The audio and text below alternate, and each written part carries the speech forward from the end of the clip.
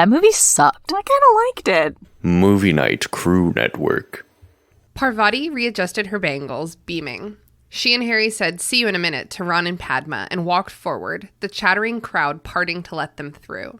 Professor McGonagall, who was wearing dress robes of red tartan and had arranged a rather ugly wreath of thistles around the brim of her hat, told them to wait on one side of the doors while everyone else went inside.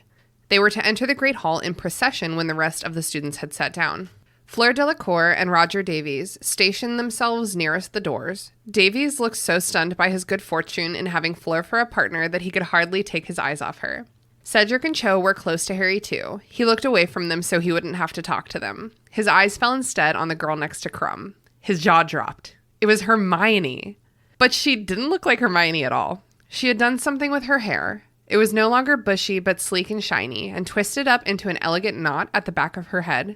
She was wearing robes made of a floaty periwinkle blue material, and she was holding herself differently somehow. Or maybe it was merely the absence of the 20 or so books she usually had slung over her back. She was also smiling, rather nervously, it was true, but the reduction in the size of her front teeth was more noticeable than ever. Harry couldn't understand how he hadn't spotted it before.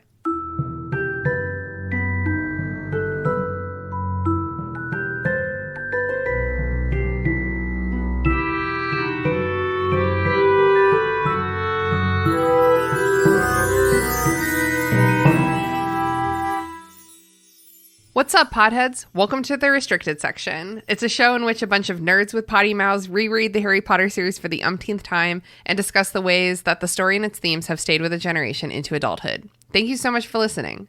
If you haven't done the reading, don't worry, we did it for you. Here's what we're talking about this week. Chapter 23, The Yule Ball. Welcome to the shit show. It's the Yule Ball, motherfuckers, and Ron and Harry do everything in their power to make sure they have an absolutely miserable time and bring as many people down with them as possible. We learn that Snape and Karkaroff are friends, Hagrid is a half-giant, and Barty Crouch is unwell. There's some snogging in the bushes and a blazing row in the common room. Cheers!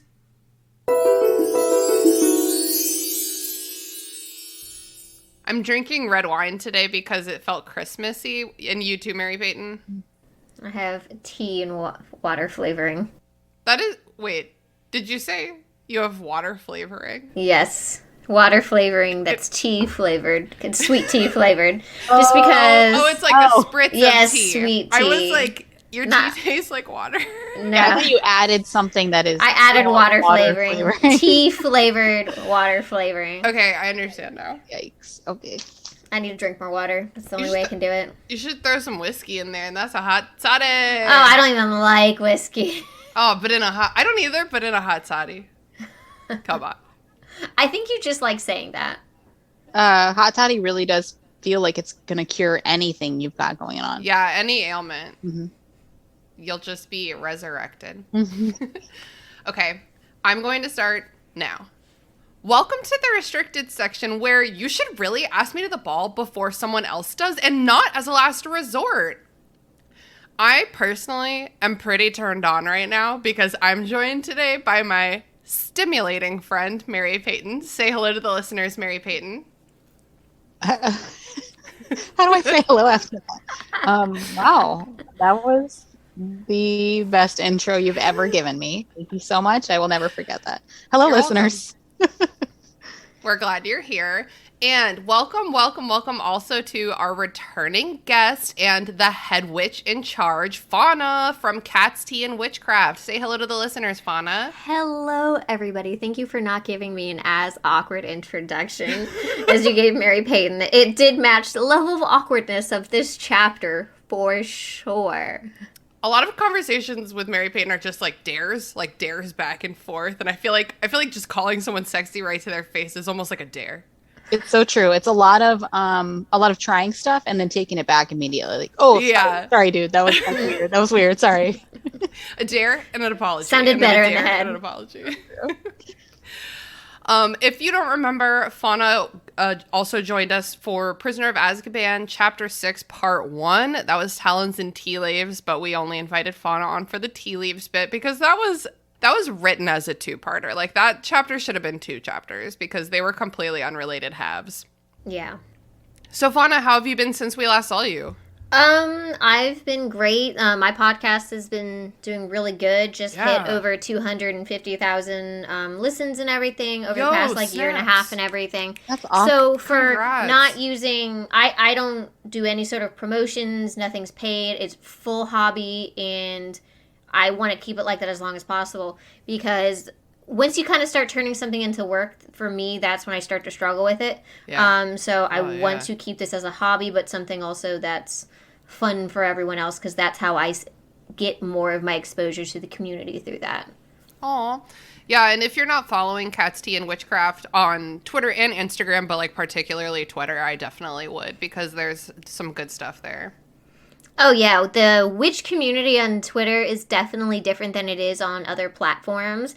It's a little more intense, but not in a way that Facebook groups are, where it's everyone just says everything's a closed practice, or everything is all rainbows and sunshine and everything, which it's not. Right. So Twitter is a little more, at least the interaction I get is you will get real-time comments from authors, from professional witches. I wouldn't call myself professional, but for those who do readings, who are psychic, mediums, all of the above, do it professionally, do writings, do speaking portions, and travel and stuff, you get a lot of real-time interaction with them and comments, and it's easier to share those and have that better, dialogue with each other, and that's off TikTok and off Instagram and Facebook, because the metaverse is all the same thing at this point.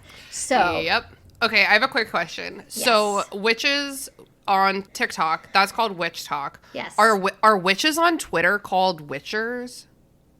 I don't think so. Okay, but that's kind of funny. I wouldn't have they might thought want to of that. consider that. Do you mind bringing that to the community as an option for us? You tweet it and I'll share it, and so we can Okay. push the episode. Okay, I will tweet that. Everyone look out for that tweet to see if I get any likes for it. So let's get into the chapter. I'm pretty excited about this one because it is chapter 23 of Goblet of Fire, the Yule Ball. Merry Christmas, everyone. The juiciest of the chapters. It's definitely the juiciest of the chapters in this book. The most teenage angsty, where I could literally feel the emotions. We're recording this, it's the beginning of February right now, so Christmas is pretty much the last thing we want to be talking about, but if we're going to be doing anything Christmassy, I'm glad it's the Yule Ball. Because this barely counts as Christmas. Yeah, and I still wish I had something of the sort in my prom and dances were anything like this at all, even no matter how awkward this chapter was. A lot of the juicy trauma from middle school dances and Yeah, absolutely. Yep. Yeah, a classy dance like this could have been a game changer for me. If they didn't want us to bump and grind, they shouldn't have had such trashy dances. Yeah. Yep. The, So, I'm just thinking about the dances in school. They were awful. They were great, but they were awful. that's exactly how I would describe them. So you went to your high school dances, Fawna. Mary-Peyton, did you go to yours? I did, yeah. I went to a nerdy. You went to Catholic school, though, right? Well, I went to Catholic school until through middle school. Oh, okay. And for high school, I went to a nerdy high school. So I went to literally all of them. You took away the Catholic but kept the nerdy. Yeah. So were the dances any different or similar to what a normal public school would be like? I would say that they seemed similar because it's technically a public but nerdy high school. Yeah. Okay. Like a magnet school? I would say I gotcha. the difference to me was that I was around people that were more like me, so I was more likely to get actually asked to these dances. I So I see. went to all of them. Never got asked to dances. Crazy. I always had boyfriends and they always hated themselves and they would never dance with me. Man, That sounds like teenage boys. But a lot of them ended up to be gay. That's the thing. And so I can't hold it against them that they were uncomfortable. those were the best high school dates, though, were, for me at least, going to those dances with the guys who eventually ended up being gay. Yeah, yes, absolutely. There really weren't a lot at my school except for the handful that we knew. I could literally probably count them on my hands because I went to such a small school. Oh, Everyone knew even if they hadn't, like, come out yet. Right. To this very day, I think, actually, I have the most fun clubbing with my gay friends. They have the best bars. I could definitely see that now. Yeah. Definitely. Yeah. So I'm going to tell y'all right now that I have, like, an inordinate... Wait, what? An inordinate... An inordinate... What the fuck? That's so hard. How much wine have you drinking already? Really not that much. You do it now. Say you have, an inordinate amount of food. Say it. Me? Anyone. Inordinate? No, but you have to you have to be like, I have an inordinate. I have an inordinate. Okay, well, great. Mary-Peyton, you try. I don't think you two could Fawna nailed it, so. Okay. Barely. I have an inordinate number of, like, math and grammar complaints in this chapter. So we're taking it back to primary school, and I'm going to bring them up as we go along. Oh my gosh. I'm like, this is fine. This makes sense. Like, don't look too close. If there are some weird grammar choices in this series, and definitely the math is, like, canonically off. But, like, this chapter in particular, I'm like, you absolutely have to get it together. So there's, like, 1 week of break before the ball, before Christmas. We get, like, a little montage. All of the Gryffindors are, like, pranking each other with canary creams, and they keep bursting into canary. And so they all become extremely wary of accepting food from each other. So they don't get pranked. It would be, honestly, a very exciting time to be there. You never know. It's a very, like high school throwback type of shenanigans. Like, I'm not this fun anymore. But, like, in high school, my friends and I used to walk around the mall drawing question marks on all the signs. So everything was, like, a question. Oh, yeah, it would be, like, restroom. Oh my God. I don't know. Is it a fucking restaurant? Somebody tell me. Old Navy? For real? Old Navy? Yeah, I can see you and your friends doing that. You guys weren't delinquents, but you were a little bit of delinquents. You were really just badly editing. As one of my beloved middle school boyfriends who is gay once said, I'm not a goody-goody. I'm just not a baddie-baddie.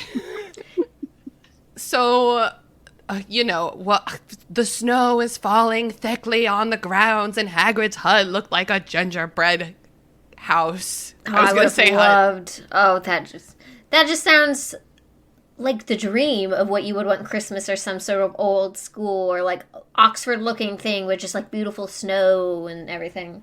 Yeah. But I would love to look out the window from the castle and see that without having... They were talking about how the Durmstrang and the Beauxbaton students have to, like, walk trenches through the snow. I ain't doing that. Nope. I know. hate the snow. And it made me think about the first person. Like, I feel like Durmstrang, they'd be all about it. They're fine. Yeah. So they have, like, a guy, like, the biggest guy. They're like, go walk up to the castle and make the way for They everyone probably else. all want to be that first guy. They they fight for it. A Beauxbaton, they're all in their silk pajamas. They're so pajamas. Those are the They didn't even like the food, nonetheless. They liked the snow. Yeah, they're all super thin because they haven't been eating. Who was the tiny little delicate thing that had to be the first one to make a...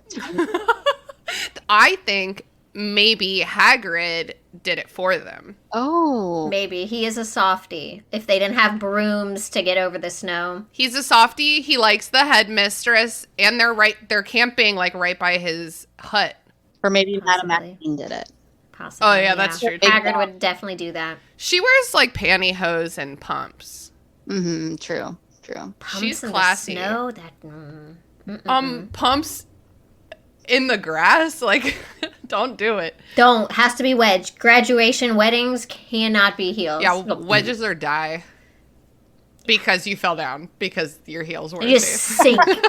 sink into the grass. Yeah, it sucks. Like, you're already walking on your toes so much, but you have to, like, really commit if you're wearing pumps in the grass. Mm-hmm. Ugh. Anyway, I always see models like out by the riverbank in, like, stilettos, and I'm like, how are you doing this? I already have to, like, pretend I know how to walk when I'm wearing stilettos or anything. I wouldn't even try. So in the lawn. Yeah.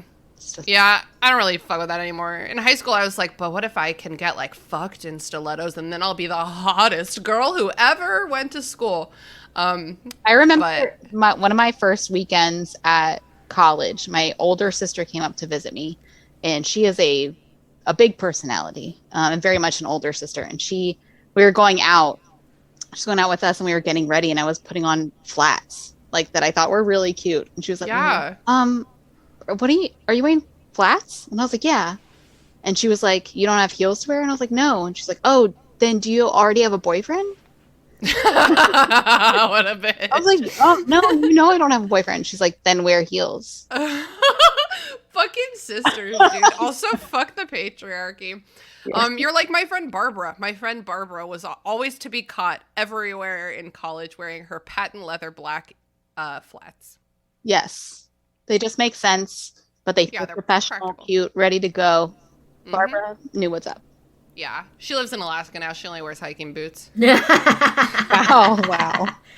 Yeah, she went more for practicality, so good for Barbara. She's living her best life. She has a dog. She has a cat. She lives in Alaska. That's the way to do it, honestly. Okay, so we're still in the montage. Ron keeps surprise asking Hermione who she's going to the ball with, because he's literally completely obsessed with the fact that she might be going with someone else, and he's hoping to catch her off guard so she'll just reflexively answer. Okay, would this tactic work on you, Fawna? No, if I was in Hermione's place, but even now, if I didn't want someone to know, I'd be like, fuck off. But reading and knowing how Ron can be sometimes, this just made me reading back through everything with Ron. It's just I've never been a fan of Ron because of all his little shit shows. Yeah. And this is his shit shows. They belong to him. I would not be friends with him with how much shit and drama he causes for no particular reason. But I don't think it would. This would probably be a last straw for me. You've been dealing with this asshole for 3 going on 4 years. And then all of a sudden he's does he like you? Does he not like you? Besides the fact that everyone thinks that they're supposed to like you and reading the book, this is the idea of should they really have been together kind of thing, even though now that we know what actually happened. But reading the book now, it's just what literally besides Harry being a dumb boy and boys keep friends even when they're bad friends, Hermione would have dumped both of them with how I definitely think Hermione would have been out and, well, okay, we can get to it. I think that Hermione would have heard how these boys treated their dates too, and I think she would have been fucking mad about that. But let's get there. So eventually Ron notices that Hermione has reduced the size of her teeth. As a reminder, a couple chapters back, she got hit with a jinx that made her teeth grow, and Professor Snape said, "I see no difference." And so she let Madame Pomfrey reduce their size back and just let her do it a little extra. So she used to have buck teeth, but now she has cute normal teeth, I guess. I love this. Mm-hmm. I mean, good for her. Do whatever you want. If you have magic and you don't have to get fillers or things reduced or go through braces, even though her parents are dentists. I know. Go for it. Dentists don't do braces, but orthodontists. I wonder, how bad were her teeth if she needed braces? Were they really so bad? Well, how we perceive her from the movies versus how she's described in the most books beautiful woman are very different. And they probably didn't give her those in the movies, because imagine having an 11-year-old girl's hey, you're going to play this character, but we're going to make you look so bad. Imagine how that would have been for they did do it for a couple others, but they did it for Neville, and eventually he was I'm not wearing these anymore because I'm 14 and there's girls on this set. And I'm not fucking imagine doing a little this. girl having that happen, and she's the cutest little girl. You just wouldn't do that to her because girls are supposed to be beautiful. That, or just destroying her self-esteem before the first movie is up. Honestly, that's my favorite part of Haley's favorite movie, Little Miss Sunshine, is that the main character is this girl who's chubby, ridiculous, and fucking weird. I love that bitch. That movie is so crazy. Yeah. So Pigwidgeon responds. No. Yeah. he responds to being sent out for a response by returning with a response. Technically a response. Yeah, technically this is a response. From Sirius Black. Pigwidgeon is like flying around showing off for some girls, which embarrasses Ron very much because he has no idea how to show off for girls. He's already angry as it is. Pigwidgeon is like, I'm trying to teach you right now, Ron. Pigwidgeon is like, I could get so many girls to look at you. And they were. They were like, oh, it's so little. It's so cute. Yeah, and Ron's like, I'm going to commit animal abuse in front of you to stop this from happening. You're going to be horrified. But, like, in his defense, like... Witches love puppies and owls. It's... puppies and owls. Can confirm. The two. Can confirm. But he, like, grabs Pigwidgeon to stop Pigwidgeon from flitting. And, like, I get it. Have I ever held my cat close as a punishment before? Yes. Yes, I have. That's a really, little else upsets them so much. That's a really good way to teach your cats that you holding them is a punishment. No. They did that. That's beyond my control.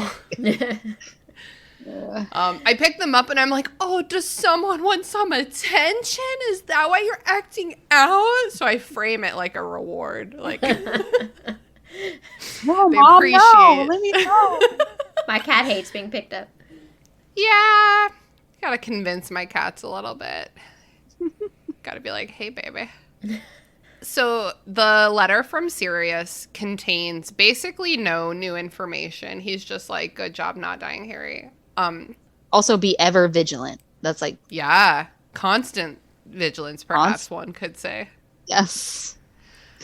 This letter also contains 6 sentences, 3 of which contain comma splices. That's a 50% comma splice rate. I was like, where is she going with this 6 sentences thing?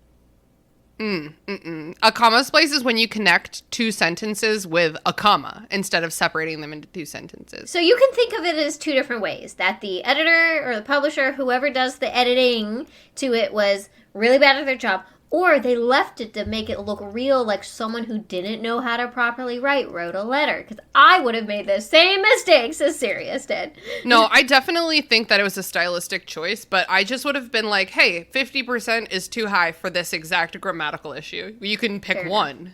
Pick one. I don't know that I have that in my... Oh, really? I'm reading the British version. Maybe they don't give a shit about comma splices. They don't give a shit about the fucking Oxford comma. Yeah, I've got... Comma splice count, we're up to 1.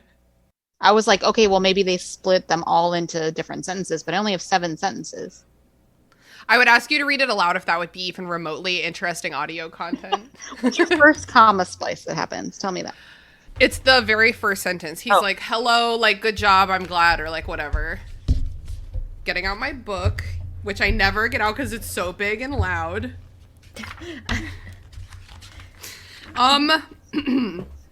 Congratulations on getting past the horntail, comma. Whoever put your name in that goblet shouldn't be feeling too happy right now. Yeah, mine's a period.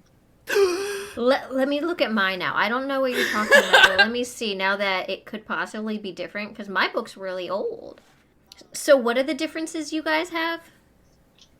After horntail, she has a comma and I have a period. I have a period. You guys both have the American edition. I have a British edition. Yeah. Fair enough, probably. Yeah. Christina, you're really just making fun of an entire culture right now. I'm sorry, but I don't fuck with comma splices.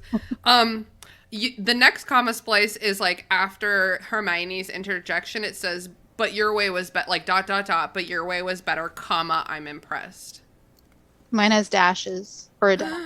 Yeah. A dash. Interesting. Okay, we won't carry on with this. I realize it's very dull, but just beware for comma splices. I did like the conjunctivitis curse part.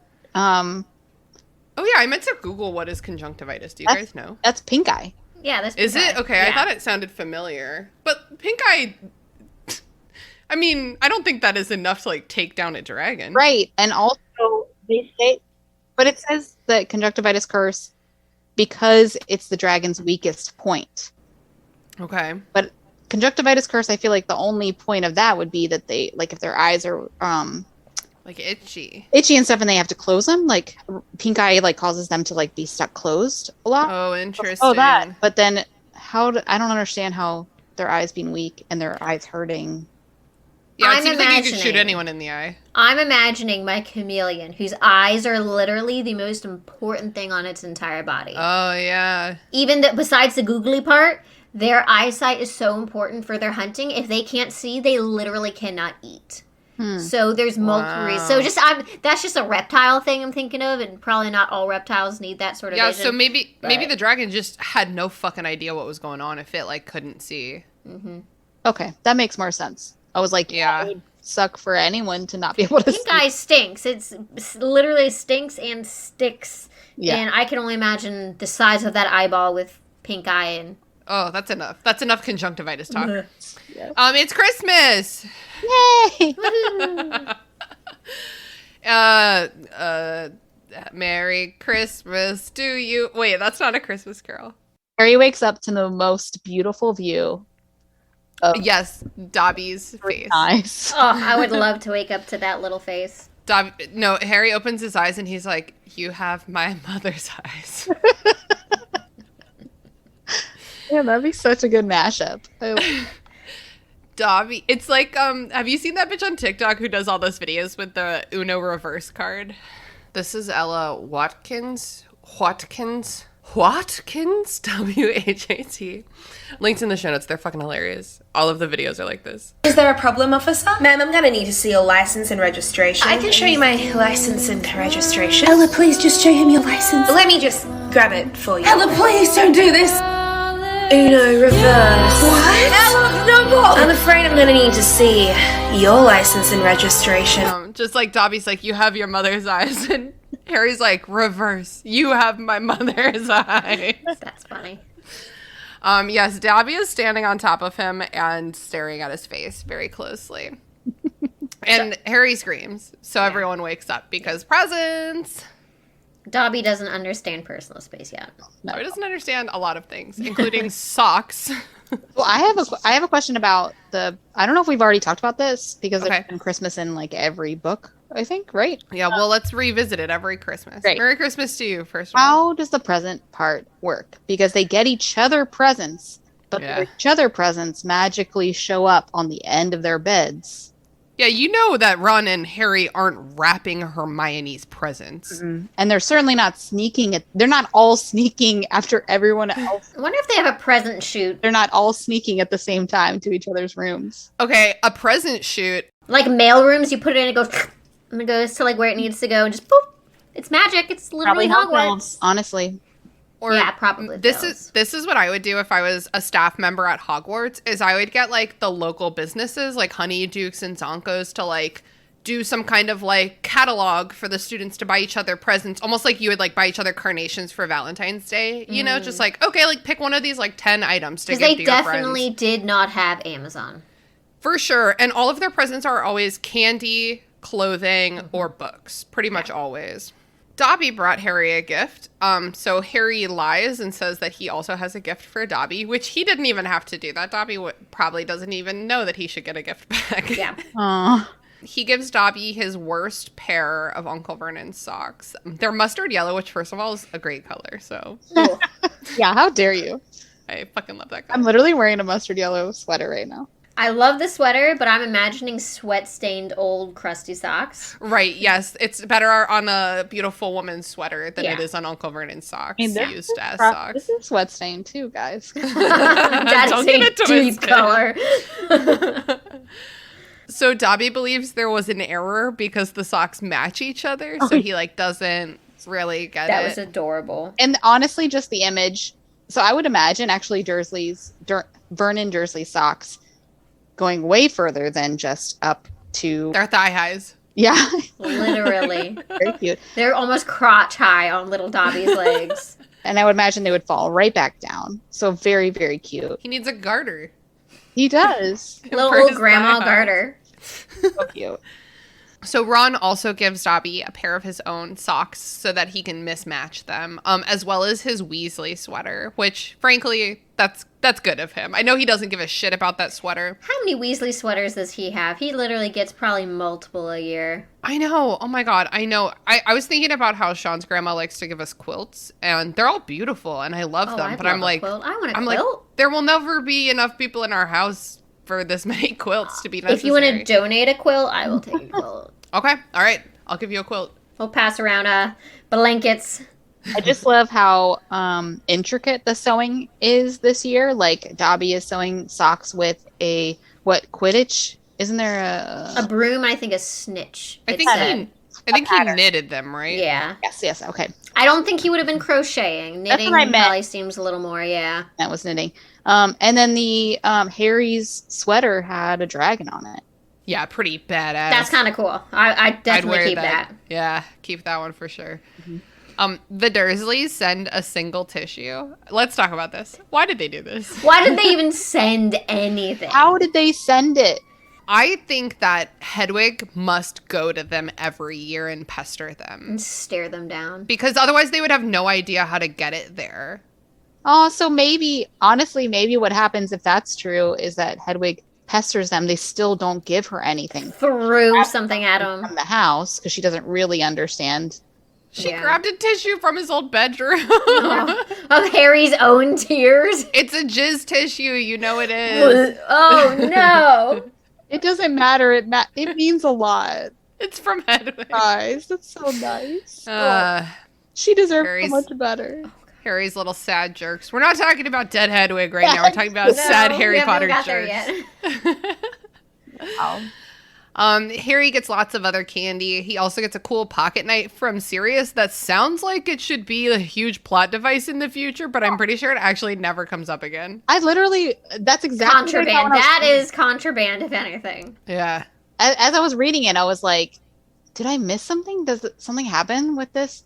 No, it unlocks any lock, it undoes any knot, and I'm pretty sure he maybe uses it once for something that does not matter. Yeah. I can imagine her writing it and then the editor also reading it and being like, this will show up, and then forgetting yeah. that it should. Wow, classic editor.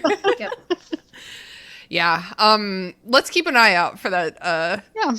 I almost said sonic screwdriver, but that's like basically what I've it been is. rewatching Doctor Who too, so like I feel like everyone I would have appreciated has. that. I need to jump on the Got HBO Max, so I'm catching up from Capaldi because after that I fell off. No, I get it.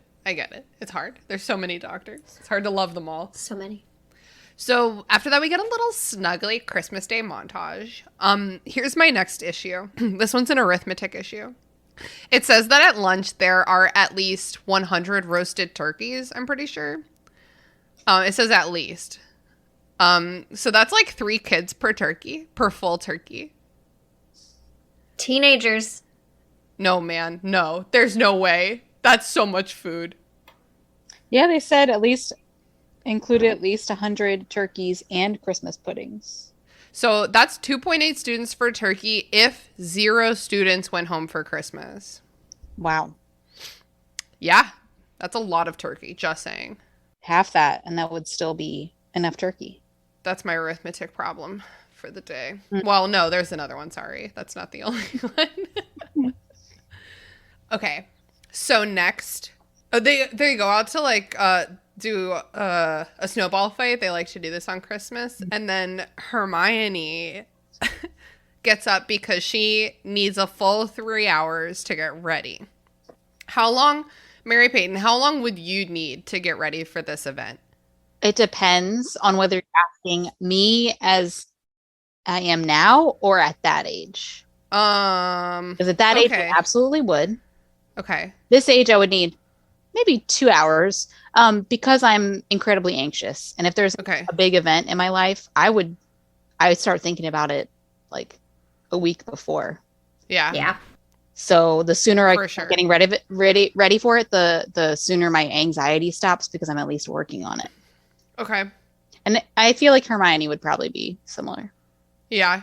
Fauna, what about you? How long would you need to get ready for the Yule Ball? I probably would have had like my dress and certain things ready ahead of time, kind of put out because like of outfit wise. Yeah, and that just making sure nothing's wrong, everything's there. I don't misplace anything because things get chaotically thrown around all the time. Yeah. Especially when you're a teenager. Like our rooms were not clean when we were younger. We know that well. And but for like hair, makeup, maybe if you eat before, or like if you like whatever it was, or if you're meeting up with friends. But like I would say then not as long. Now I might do a little more because I actually wear foundation, blush, and all the things. Back then it was just like emo eyeliner, maybe straighten my hair, just kind of like make sure it looks smooth and not like gross.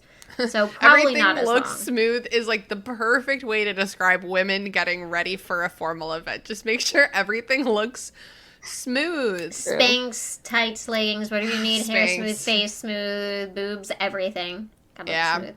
Like Hermione isn't around like when the boys go down to the ball, so like she also could have had like a pre-date with Crumb. He could have been like, can I take you on a walk in the gardens or something beforehand? She also could have just wanted to get away from them because she. Ooh, true. I She's would have mad wanted at to get them. away from Ron too. She's just in the library straight chilling this whole time. Yeah, probably until like 30 minutes beforehand. No one would have questioned it. She's Yeah. always in the library. She actually never even went back to the common room. She fully magically got ready for the ball in the blink of an eye in the library Probably. after reading for 3 hours. Reading about how to get ready in 2 seconds. Mm-hmm.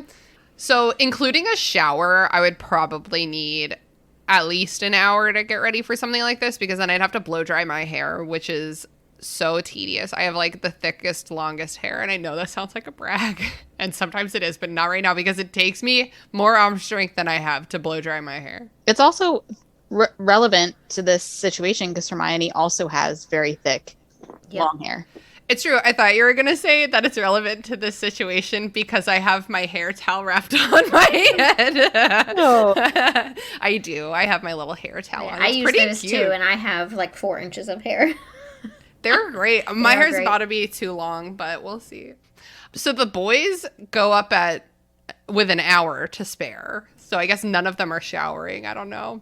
Being last minute boys, teenage boys like usual. Yeah. I was so wondering in this chapter, like, where the fuck are the bathrooms? Like, do they shower? Do they even wash their hands? I don't and think 14-year-old boys do. I don't think they think about that.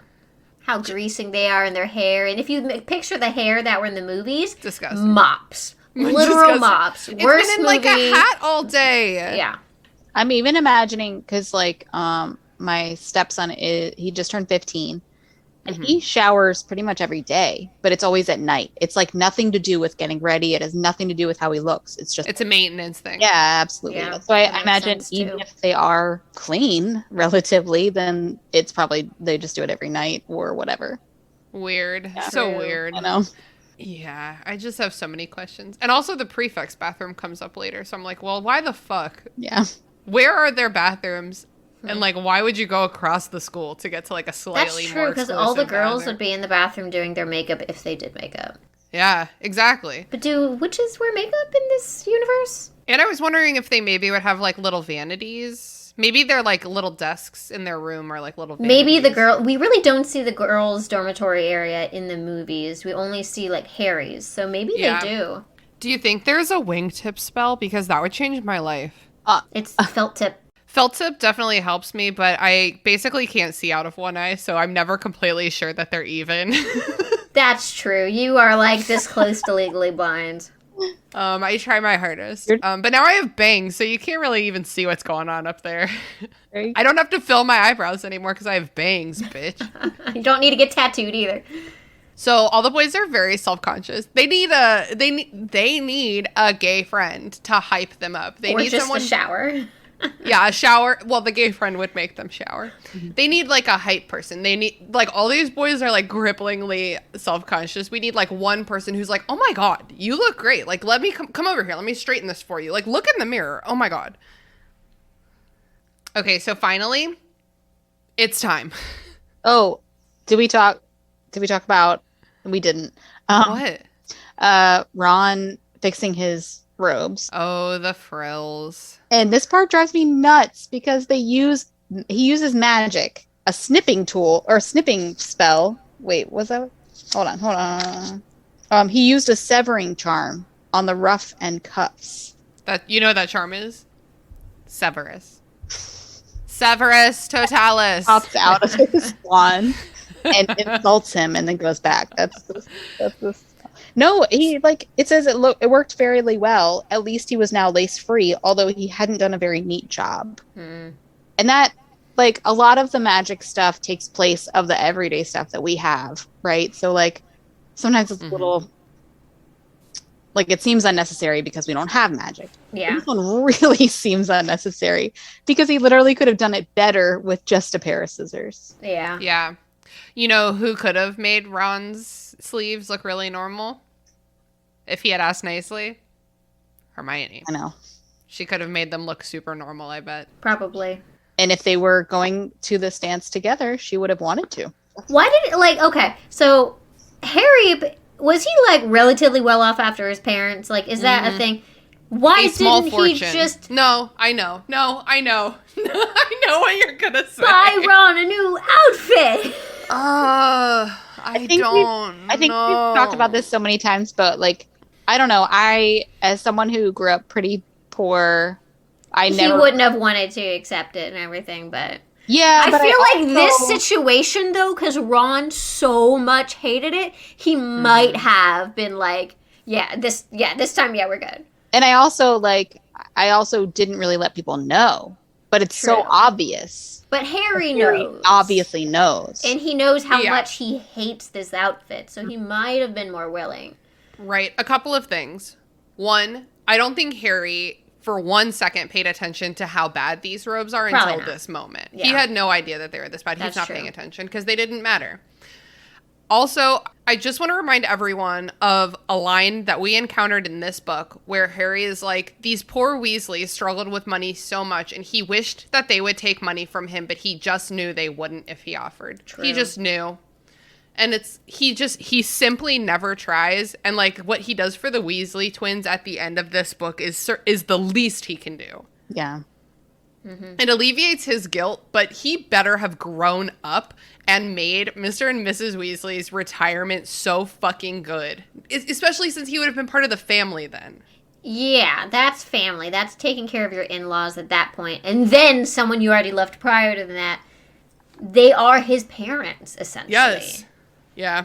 And that's really the only reason that I can or the way I can justify it and with Harry is that he was very young and very newly in wealth. So didn't really know how to handle it if his friends were then poor and said no maybe one time. Me, if someone said that to me, I'd be like, I'm just going to do this one time. Don't yell at me. I'm just going to take it.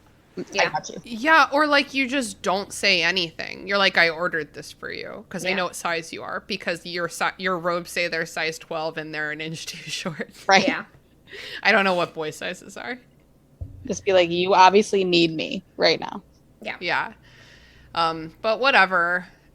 Just so many complaints. But okay, we must press on. There's so much yet to come in this chapter. So Harry and Ron go down to the common room where they meet Parvati. And she looks beautiful and she's wearing hot pink, which, same. Love it. Ron asks where Hermione is and Parvati shrugs. But surely Parvati has any idea. So do we think Parvati's being difficult or do we think Hermione's been MIA or do we think Hermione has sworn them to secrecy about her date? I think she swore to secrecy because she knew she'd probably get teased. I can also imagine, I definitely think that's possible. I can also imagine Hermione keeping it kind of a secret from everyone. Right. She doesn't really... So she just dipped out early and Parvati's like, I don't know where she is. She knew that Crumb is a celebrity, really, at the school. And to tell anyone is kind of bragging. And I think they wanted to. And they probably wouldn't believe her, which would be so terrible. Yeah. She's best friends with one celebrity, even though he doesn't really consider himself a celebrity. Then goes on a date with the other celebrity of a similar age. The only other celebrity. Yeah. Yeah. But we just never get to see any of Hermione's relationship with the other girls in her class. And, like, I'm sure that they don't always get along. But I also have this, like, very devoted headcanon that they have this thriving friendship that the narrator, a.k.a. Harry, is, like, just too dumb to ever mention. Yeah, because Harry doesn't always pay attention. He's a boy. He's a teenager. Like, all these things that... They live in a giant castle, so there's a lot of things they probably don't see. Yeah. And, like, even on top of being a 14-year-old... he is just, like, even less perceptive than, like, other people his own age. He's just, like, extremely unperceptive. He doesn't really ever truly know what's happening with Ron. And then his best friend. Or Hermione. And another guy who's his same age. Like or himself. He just kind of floats around. He's like, oh, I'm in danger. Yeah. Oh. Really great narrator and stuff. He doesn't know he's in danger until he's in danger. Right. So Ron, Parvati, and Harry go down and they find Padma in the entrance hall. And, like, some of this Yule Ball stuff, like, obviously the book has a lot more stuff going on in this chapter than the film. But, like, I love the images that I get from the film. And I absolutely, like, apply them to this when I read it. Yep. And I just picture how beautiful and optimistic and cheerful Padma and Parvati are at the beginning of this night. They look absolutely stunning. Yeah. In their like beautiful Indian dresses with all of their gold jewelry and their, like, long beautiful hair, and, like, so they beautiful. just have no idea how bad their night is about to be, honestly, because of these two boys who are so committed to having a bad time this night. Like, they at every turn they make it worse for themselves, and, like, it starts here. We're diving right in. Yeah, there's just, like, I feel like every moment between them gets worse and worse, and there's always something easy they could say. Maybe not Ron in his situation, because that would be awkward, but, like, Harry is awkward about dancing or, like, nervous. He could literally just say it. And I don't know if I guess that's part of, like, growing up. You learn that, like, actually being honest about how you feel and, like, being nervous about stuff. I've been saying that for the last, like, several chapters, that, like, a lot of Harry's trouble in this book specifically is just, like, not saying, like, one slightly a difficult sentence. That he's like, wow, I wish there was some way to stop Hagrid from interviewing with Rita Skeeter, but it's too late now. And it's like, you could just tell him that it's just tell him. Yeah. He's like, I can't possibly say it in front of her. And it's like, first of all, you definitely could, because she literally slandered you. Yeah. Second of all, you can tell him later. Like, just try anything, Harry. Try anything. But this just continues to prove how good this chapter is at expressing the awkwardness and growing pains of being a teenager. Because rereading and listening to this on audiobook as well, it was painful to listen. It's just like, oh no, it definitely, like, feels like baby's first dance. Your friends do it. It's just like making you relive your own awkwardness, and you're like cringing at the thought of the stupid things you did or didn't do or did or didn't say. But it's like having that anxiety, but then just being possessed by, like, the worst version of yourself. Like, it's like, oh, I was awful. Like, whatever. Okay. Literally, I don't even know if Ron makes eye contact with Padma. And that's the crazy thing. I don't think he did, yeah. I don't think he would have. He's so angry. Harry at least says, you look nice, right? That's, like, the most he can muster. He's not attracted to Parvati, and he thinks that there's a difference between being attracted to someone and saying, like, complimenting them. Yeah. Which you would, I mean, you compliment your date. Like, no matter what you're doing, you compliment your date. When Sean gets up and gets dressed for work every single morning, I tell him he looks good, because people deserve to know that about themselves. Yeah. Oh my God, I keep, like, punching all my equipment because I'm so emotional. I can't believe how poorly they act in But this good chapter. boyfriends and husbands when you get older, I'm saying specifically good ones, even when you look like a hot mess in sweatpants and raggedy and looking all gross, they will still think you're cute and call you cute. And so, if only these boys could have done that on their best. Yeah. Yeah. And so Ron doesn't look at Padma or say anything to her after making such a big deal about having a date for no reason. Like, he didn't have to have a date, but he felt like he did, and he got one for free without having to ask her. Yep. Someone way out of his league. And he can't even look at her. He's looking for Hermione. That's fine. You're in love with her. Whatever. But, like, tell her she looks nice. Tell her you're glad she's here. It's not hard. It's not a hard lie, even if you don't feel it. Yeah. It's like, I honestly, I think I can remember how relieving it was when I got to an age, I think in either senior high school or something like that, where, like, you learn that it actually is such a relief to just be more honest and to compliment people and to, like, not worry about whether, like, radical positivity, like, whether you like someone or not is, like, no longer a game. You learn that you don't have to play a game. Dude, I tell the bitches I pass in Old Navy that I love their hair. Like, it's like spread it as liberally as you can. Be like girls in the bars, at the bathrooms, when the girls will just compliment you when you go into a bar bathroom. Yeah. Your Oh my best God, friends I'm you will that ever girl. have. I thought that was you in that bathroom. I knew that was you. But it's like, I think the reason that I can remember that being such a relief, I can remember those moments when I understood it, is because it's such a terrible feeling on the other side when you're that age. For some reason. It's like such a self-hatred type thing. It's such a weird thing. You're, like, trapped in it until... Yes, trapped. I don't know what it is that shakes you out of it, but, like, luckily I think most people get out of that. I really think it's just, like, I mean, at least for me, and, like, what I can see from Ron here is this, like, paralyzing fear of, like, not being worthy. And so it's like, I'm going to be shitty to everyone before they can be shitty to me. And I definitely did a lot of that in high school. And you just have to, like... that weird defense like, you be the mechanism. person who is nice first. Like, you just become that person who is, like, good for everyone all the time. And then you'll attract other people who are that way. Yeah. Yeah. Nice. Any youngsters listening? Any youths? Oh my God, please don't listen. Yeah, maybe don't. We could be so inappropriate. Not this episode. This chapter is inappropriate enough on its own. Yeah. So the champions have to, like, stand aside to wait for their grand entrance. They have to open the ball. Harry realizes that Crumb's date is Hermione. And Hermione has undergone a magical girl transformation. Yeah. She's a girl? Oh, Yes, she is now a girl. It's such a, like, 90s sitcom moment. Officially. Like a 90s sitcom or, like, a 90s rom-com moment where, you know, as someone watching it, you know she's beautiful the whole time. Like, these people are just idiots. And then she, like, kind of pulls her hair back and kind of puts on Takes the glasses off. Oh my God, like Brittany Murphy in Clueless. Yeah. It's like, that bitch was beautiful when she was full 90s grunge. You just put her in a mini skirt.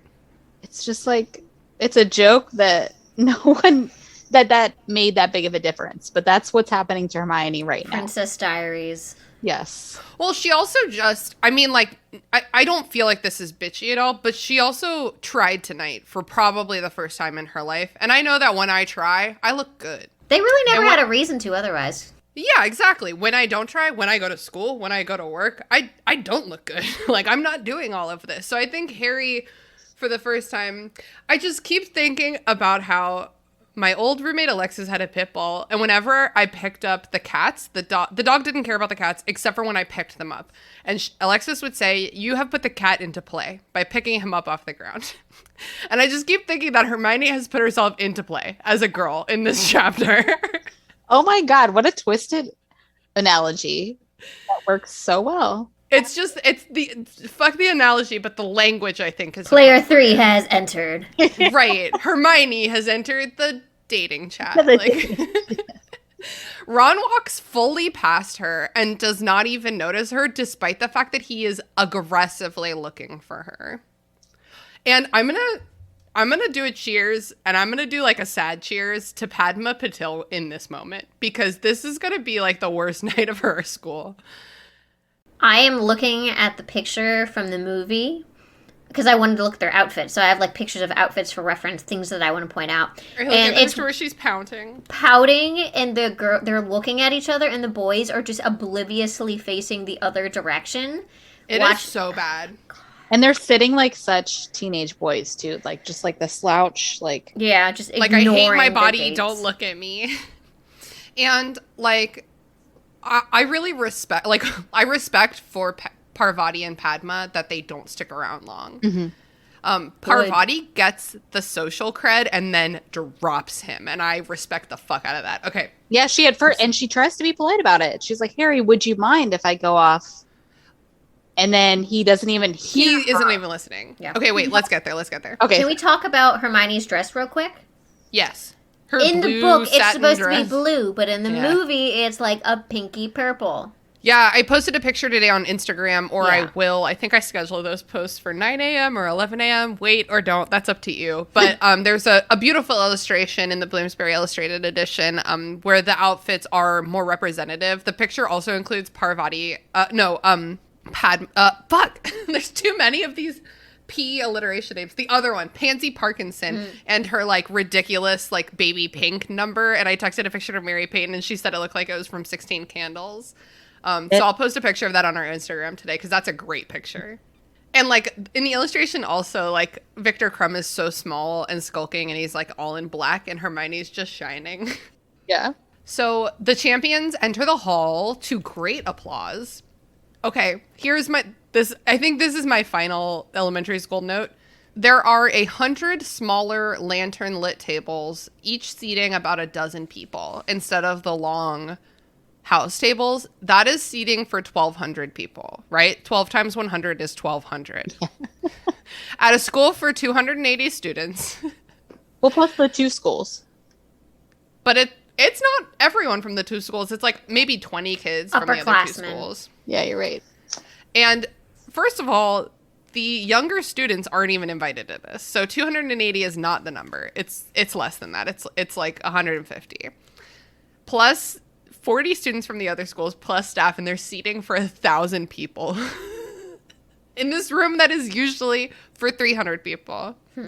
So that was unnecessary. That there was no reason for these tables, for there to be this many. There just weren't. I think someone counted bad. There just weren't this many tables. Yeah, no, there's no way, because that would need more space. They would need more space in them. Yeah. Exactly, for no one to sit at them. So I think that there are a dozen tables. Yeah. I never even knew how many kids were at each school. I stand by there's 280 kids because it's 5 students per gender, so 10 students per year per house. So that's True. Oh my god, let me do the math again. Hold on, I'm gonna make sure I'm gonna double check my math. So it's 10 students times 7 years times 4 houses, 280. Are there that little magical children in Europe?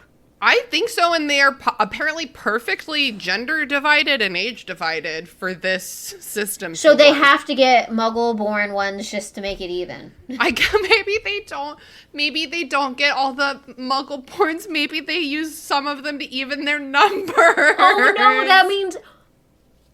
Is that why we didn't get our letters? They were picking? Oh my god. So there was a chance. That's how you make an Obscurus from Fantastic Beasts.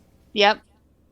I definitely think that, like, that bitch, she definitely floats between, like, believing it's this school full of, like, a ton of magical kids and the reality of how she can write the story, which is much easier if there's only a few kids per year. Well, and I'm sure that the smaller student body makes it more like other countryside private schools in the UK.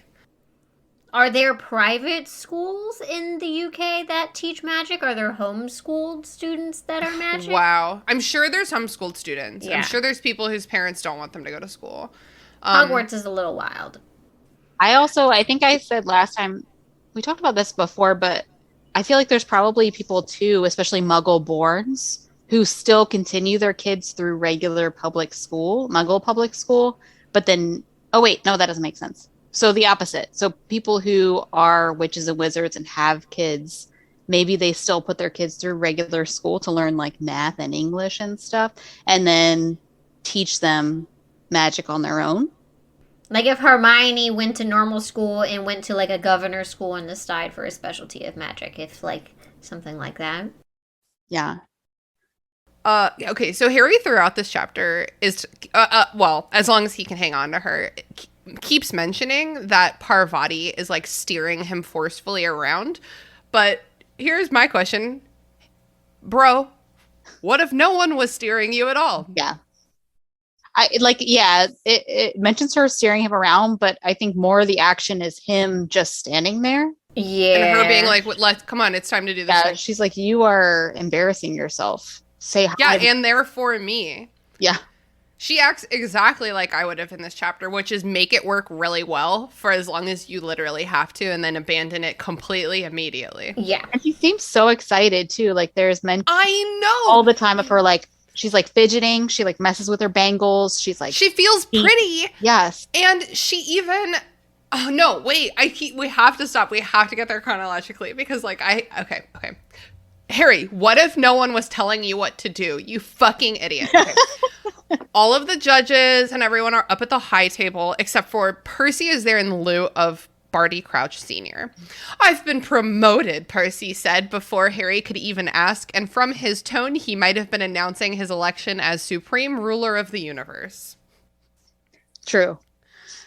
You missed the best part of this chapter, though. What? I mean, we kind of touched on it, but not in chronological order. Okay. That, like, literally Hermione walks out with Crumb. Everyone is like gaping at her. I think the narrative says that Parvati. Hold on. It says like Parvati like stares at her like. It doesn't say rudely. It's British people just like write in such like a snappy way. Parvati was gazing at Hermione in unflattering disbelief. Unflattering disbelief. I Like, love that's like a Jane Austen you line. possibly be looking that good? How can you possibly be Jaw dropped. Yes, I love that. But I still, just for the record, I'm Team Parvati throughout this chapter. Like she's the only one that I really care about in this whole chapter. Because she looks beautiful and she deserves everything. And I hope she makes out with that Beauxbaton boy. She is Harry's babysitter until she's like, nah, I'm good. Yeah, his babysitter. Okay, wait. I just punched my microphone again because I'm mad. Okay, so Percy shares. Okay, guys, we're doing plot. Okay, Percy shares that Barty Crouch Sr. is not feeling well at all these days. He's overworked. So Percy's like, well, so he can feel better, I'm going to overwork on Christmas. What an honor. What a schmuck. What a fucking schmuck. So they all sit down. Percy makes Harry sit next to him, and then like Hermione and Crumb are somewhere. Parvati, I guess, is there. I don't think she gets mentioned like the whole of dinner. But Hermione and Crumb are like quite chatty with each other during dinner, and then Hermione finally gets to teach a generation how to pronounce her name. And Did you guys know how to pronounce her name before this? No. I said Hermione. Hermione, same. Mm-hmm. Which is wrong. I think if I saw it for the first time now, I would get it right. Because it's not spelled Hermione. Right. Oh, I guess it is spelled Hermione, but I wouldn't do it that way. Here, you know what I would do? I don't know what I would have originally before the movies. Hermione. So that's what I would have done if this came out today. And Yeah. now I would just know how to say it. Yeah. I think I possibly would have at least thought about pronouncing it correctly, because now that I'm older, I know that like names aren't always exactly how you read them. Yeah. I also don't think that in my adulthood I would be like, yeah, there's probably a human being named Hermione. Yeah. Like, that's a great name. It's pretty rough. Okay, so let me do this now. Goblet of Fire year. You guys could look this up on your copyright page. Oh, God, I forgot to say book.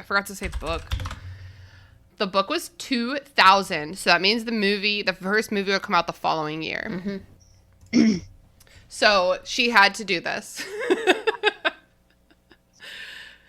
They're talking, they're having like sexy dinner time. Dumbledore offhandedly mentions the room of requirement. Anyone remember the first time we get introduced to it? It's full of chamber pots. Yeah, I did notice that, and I was like, that has to be the room of requirement. And he didn't. It's so cute because he doesn't even know what it is at this point. And like He's to in us, the middle of talking about how he doesn't know the secrets of the castle. Yeah. and to us, it's like so obvious. Foreshadowing. Well, you wanted a bathroom.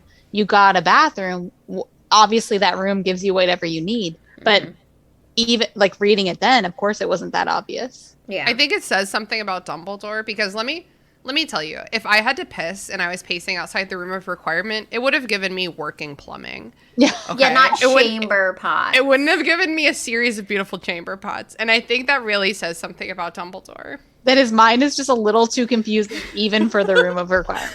It did the best it could. By the time he was born, weren't there at least somewhat functional toilets, or at least outhouse toilets and not chamber pots? Outhouse toilets for sure, Yes. but I don't. He probably didn't have running electric. Probably not. Running So at least plumbing an as a kid. outhouse. Yeah, outhouse. House out. Like Porta-John even almost. Castles had privies, which is when you would sit on like an outside balcony and shit down the side of the wall, which is what. I never knew that was a thing. Yeah, that was super a thing. I didn't know it went down the side of the building, just adding a layer of You know what? crust. You just learn things when you write medieval fantasy. You just learn things you don't want to know. I know so many medieval contraceptive methods. That definitely adds to why the moats in just castles were disgusting. Yes. Everything in medieval everything was disgusting. Oh my god. Shit everywhere. Anyways. Shit everywhere. That's when my mom is like, I was born in the wrong time period. I'm like, no, the fuck you were not, bitch. You love plumbing Yes. and feminism. Yes. Plumbing and yeah, that's pretty much it. So finally after dinner, the tables like peace out. I had it's like Dumbledore like used magic to make them go away. And I'm like, how did they not hit anybody like on their exit? They're tables. Yeah. Imagine being at a wedding with all these little tables and then everyone standing up and the tables floating away. Like you would have to try to not fuck that up or like take something away. It would also have to be like all the dishes and the seats and everything. Yeah, the seats. So this is a classic like language fudgeroo. It's like, yeah, they go. What if someone was still sitting in this seat and it just starts floating away, go, and then they just fall on the ground? That would happen to Neville. Oh, Neville. At first, when I was reading this too, I read it a little too fast, and I was like, I read it as like Dumbledore was done eating, and so then he cleared out the tables, and I was like, It's like, okay, we're done. Oh, that's funny. Okay, so the Weird Sisters take the stage. They're a grunge band with like artfully ripped robes, but they also know how to play classical dance music. because of the name of the band, I just picture the Scissor Sisters in like. Have you ever seen them? No. Oh, Googling. you would know the song probably.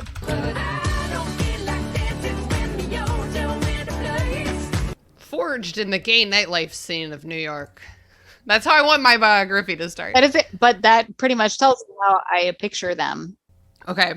Yeah, just like, I don't know, like not 80s hair glam band because that's like too dirty, but like just like very performative and Yeah. stuff. And like you would Like Guar. We're in Richmond. Guar's from here. like they want to be in glitter and they want to be like all over the stage, but They want people to look at them. But the name, the Weird Sisters or the Three Sisters, were like originally like the is that concept Macbeth. I watched that. Oh my god, that's my plug this week. And then we got Macbeth. there after that. Of course, there was the name was taken into different things and probably changed. Yeah, I little bit totally in different forgot things. about But that. I was like, I know there's more of a historical context to the name, not just pop culture kind of thing. Right. Mary-Peyton, we should get some of our gal pals and go as the Weird Sisters for Halloween next year. I love Make sure it's not the ones from the Chilling Adventures of Sabrina, because they had the sisters, the Weird Sisters, are in there too.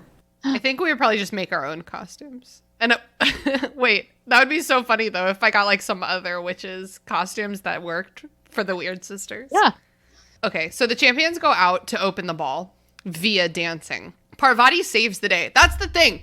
That's the thing. She is the this hero of this chapter. Yes, imagine if this chapter is written from Parvati's point of view. Like, everything would be so different.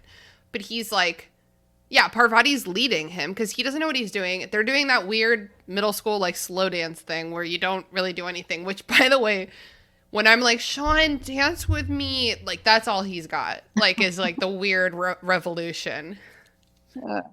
Like, it's not terrible. Like, it's actually completely fine. Like, he's fine in this moment. And then soon lots of other people are dancing. He keeps noticing that, like, Ginny keeps wincing because Neville's stepping on her toes. And personally, I really like that they changed this in the film so that he, like, practices dancing and is good at dancing and has a good time instead of just making him a punchline Neville again. is the best. And he stays at the dance like way longer than anyone else. I know. With Ginny. And they don't even get romantic. So you know that they just had like a really good time together as like people. Mm-hmm. She's like, oh, a non-oblivious nice guy. Yeah, he probably listens to her when she talks. Mm-hmm. They're probably way better friends than we realize and what we get. Mm-hmm. They probably do hang out all the time and talk. So they're probably really close. Yeah. Well, Ginny was butthurt in the last chapter because she wished she had known that Harry needed a date because she could have like stepped in on that. I get it. Yeah, it's Harry Potter. Okay, so they're dancing, and then Mad-Eye Moody comes up and compliments Harry's socks. And Harry's like, LOL, thanks. And then Parvati's like, that man is extremely creepy. And guess what? That's because she just realized he can see her undergarments. Mm-hmm. Yep.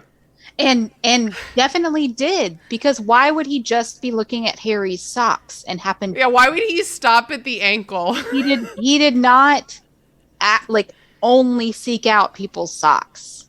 Right, exactly. Hopefully Harry didn't have that pocket knife on him. Contraband.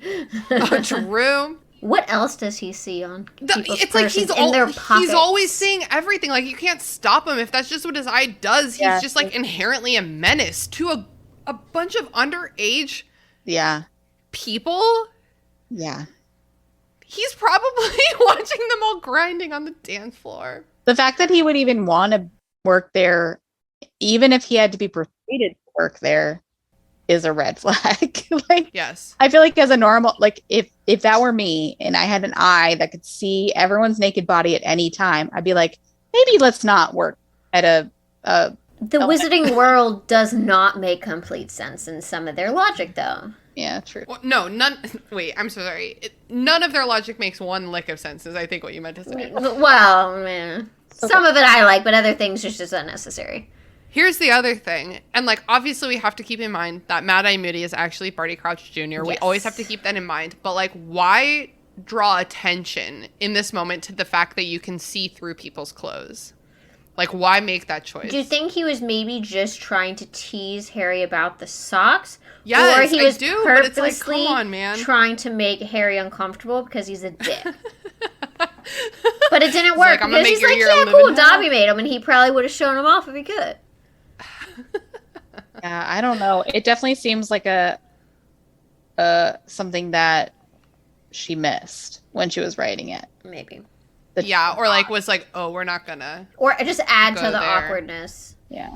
Do you guys ever like? I keep thinking about Edward Cullen because there's a narrative in Twilight about how he like can't help reading everyone's minds all the time. Do you guys ever be like sitting just like on the subway or like in a movie theater and be like, what if someone around me can read minds? And then suddenly you're like, I do that all the time. And then suddenly your thoughts are like terrible and you're like, oh no. Or like you think about someone's outfit and then you're like, oh, what if they could read my mind? What if they heard me accidentally insult them? And you're like, I'm sorry. In your own head. I do that all the time. It's always in the exact moment that I'm like, man, I'm glad no one knows what's going on in my head. That like the worst idea happened that I never think about otherwise. Yeah. Right. But like if someone in that moment could read my thoughts, they'd be like, this woman should be in jail. Yeah. I'll be thinking about like how I had a weird dream about how like my mom was in love with like my cousin or something, and then I'm like, oh no, what if someone can read minds? That's so weird. I promise it was just a dream. Okay, so after one dance, Harry's like, okay, let's go sit down. And here's the thing. This is where Harry makes a mistake. This is where Harry ruins everything. Parvati says something along the lines of, I didn't write it down, can't we keep dancing? Like, don't you want to dance some more? He's like, and no, Harry's I like, don't like absolutely not. Yeah, he's like, we're not doing that. Good one. Which anyone who's been in a concert for a band that they love, and like especially a dancing specific concert where a great song comes on and someone takes you off the dance floor. I mean, I don't allow that kind of thing to happen to me. That's especially if everyone's dancing to it. Mm-hmm. All your friends. Right. I mean, yeah, I'm out of there. It's like if Party in the USA comes on, no matter how much you hate the song, you have to stay and dance. You can hate it, but you're gonna stay. I mean, literally, like, My husband, Sean, doesn't like dancing, as I mentioned earlier, you know, and that's his choice. That's why we didn't have like a normal person's wedding, like, you know, because he doesn't like dancing. And so like, if I'm going to see a concert of someone I'm super lit about, like I have to take someone besides him. Like there have to be just like any friends who get lit, and like, because you have to have someone who can match your energy. Like it sucks to be at something you're stoked about and be like the only one. Yeah. Jason is the best. Because he, for anyone who doesn't know him, he has this beautiful, luscious head of very curly, long hair. Ooh, I bet he had bangs. And he had bangs like crazy. And it's amazing.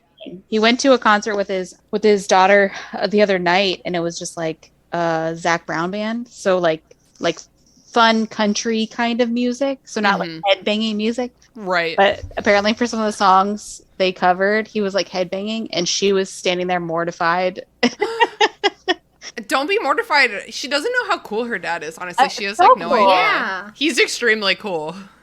And she was like, wow, yeah. And people were coming up to him and being like talking to him and being like, I love the hair, man. I love it. And she was like rolling her eyes about it. And I was like, yeah, that's why he's amazing to any event. I'm sure Jason would win, but he and I should have a head bang off. But saying bang off doesn't sound right at all. I wouldn't do that with your husband. Bang off if you want. Just keep it civil, you know? Okay, so Ron is, quote, completely ignoring, unquote, Padma Patil, who's having the worst night of her life. Poor girl. Yeah, what a nightmare. Just more proof that Ron's an ass. Just right. Those dances are awkward enough. So like to be with someone who is literally making you feel ugly or unwanted when you've finally gotten ready. Especially when she's one of the most like apparently like good looking girls in the school. Yeah. Yeah. Yeah, who says that? Someone does say that in this chapter. They're like, they're so lucky because they have like Seamus. two Seamus is like, how did you two get the most good-looking girls in school? Do you remember Ron's response to that? It was really snarky, wasn't it? Because I hope her nose is dead center. Animal Oh, yeah. Animal magnetism. And then he doesn't even look at her. How does he even know what that even means? It's absolutely... I have no idea because he surely doesn't have any. No. Like, if I were Parvati or Padma feeling beautiful and ignored tonight, I would die for the attention of a table of French gentlemen. So Parvati quickly gets whisked away. And as you mentioned earlier, I think Mary-Peyton, she's like, do you mind if I go dance with him? And Harry says, what? And she says, never mind, and leaves and never comes back. So here's what he could have... So I think we pointed out 3 or 4 places in this chapter where Harry and Ron, but particularly our hero, Harry, could have done something to be a good person and chose not to. And so in this moment, he was listening. You know how I know he was listening? Because the book heard her. Yeah. Like the book heard this encounter. We are Harry. Harry is the book. He was literally listening to this. So she says, do you mind if I go? He needs to say, oh, of course not. You know, and like, thank you so much for having dinner with me. And that's how you could... Literally, he could do that, and she would end the night remembering him as a nice guy who did his best. Yeah. And the action would still be the same. Like, right. He wouldn't have to do anything. He could stare at Cho for as long as he wants. And Parvati, if he even said that, that's so few words. That was under 10 words or whatever. Maybe I didn't count. If he puts that much effort into it, Parvati will look over at him and be like, poor guy can't get the girl he wants. And like, I'm just glad he was good to me. You know what I mean? But it's like at every turn, he and Ron are making the wrong choices. So speaking of Harry and Ron making the wrong choices, Hermione comes over and she's extremely hot and happy. Which vibe. I feel Hermione in this moment. Yeah. She feels like a woman. Flushed and hot and happy. Love Yes. It. You love to see it. Yes. It almost feels like she's had her first ever glass of champagne. Yeah. Even though I'm sure... Well, maybe she has. I don't know. It's wizard land. Yeah. Okay. Ron is mad that she's happy. Straight up. That's what triggers him in this moment is her happiness. And that's how you know that right now he's a toxic person. Oh, yeah. You know, as the books progress, he becomes so much better. And it's okay to be a toxic person when you're 14 and get better. I mean... That's kind of like just the natural progress of life. Yeah. I was terrible when I was 14. Mary-Peyton, were you terrible when you were 14? Yeah, for sure. Okay. I had no idea. Like we just talked about, like you can just be nice to people. Actually, that's the best way to make friends. Yes, it was I like was a mystery. getting That was a nervous to mystery. be mean or an ass. Yeah, you don't get it when you're like, Fauna, you aren't a terrible 14-year-old. No, I wasn't. Wow. I actually genuinely have no memory of I you at cannot that relate age. to you in any way. I don't know. I was actually like confessing all of this to one of my adult best friends the other day. When I was 14, I was a pathological liar. Like straight up, like every word that came out of my mouth was a lie. And I lied to my friends like all the time. And I would do, if I felt wronged in this, like I perhaps would have pulled a Ron in this moment at the age of 14 if the circumstances were right, you know? The stories you've told me were pretty wild, so it makes sense. I was 12 and you were like 14, so there was still like that middle versus high school year gap too still. Oof. I probably thought I was extremely cool. I was like, let me take my baby cousin under my wing. You did really great despite that, so good job. I think at this age you start to realize that you have some sort of power in like how people see you. Yeah. And how you interact with the world. And I think the easiest way to get that is to make fun of other people and to lie and to do it. I think you just absolutely get drunk on power. We talk about drunk with power when it comes to like political leaders and stuff. Yeah. I do think when you're a teenager, you feel that feeling too. Yeah. I think I was too busy with Taekwondo and martial arts, and I was like, I gotta be a good person. I gotta do this. I gotta do that. Just got my black belt. Blah, blah, blah, blah. I was going to say, did y'all know that Fauna's literally a black belt? Because we grew up together and I was always like more than twice her size, but she could always kick my ass for sure. I never asked for it. I'm not trying to fight that fight. So she had the real power. Everyone else is like, oh my God, I can just like make fun of people and people love me. And Fauna's like, No. I can kick your ass actually. I would love to open this can of whoop ass upon you. Oh, man. So, all right, guys. We have to get through this. It's Ron. Ugh, Ron is trying to fight. the worst. Ron wants to wipe the smile off of Hermione's face. He claims that Victor Crumb only invited her to the ball because he's trying to get inside information on Harry and or get help with figuring out the mystery of the screaming egg. He's just a little shit. I remember this feeling of wanting to be the reason for someone else's misery. Like, I'm so miserable that I want to know that, like, I can bring you here too.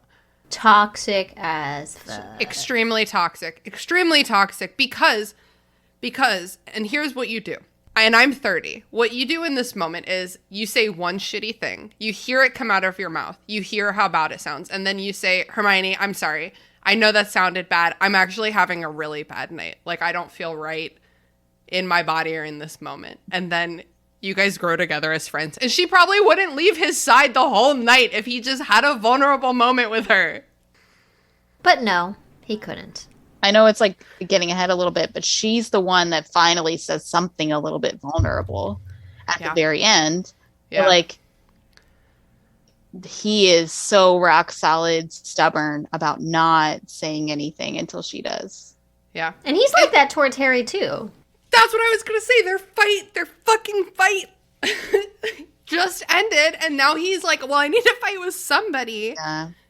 Literally, Harry tries to butt in. Harry's like, Ron, I don't mind if Hermione dates Crumb. Like, I really don't mind. Yeah. Like, I'm not threatened by that at all. And Ron literally doesn't hear him. And I don't know about y'all, but I've been in this moment when you're trying to reason with someone and they're just like not listening to you. And it's like, whoa, dude. Mm-hmm.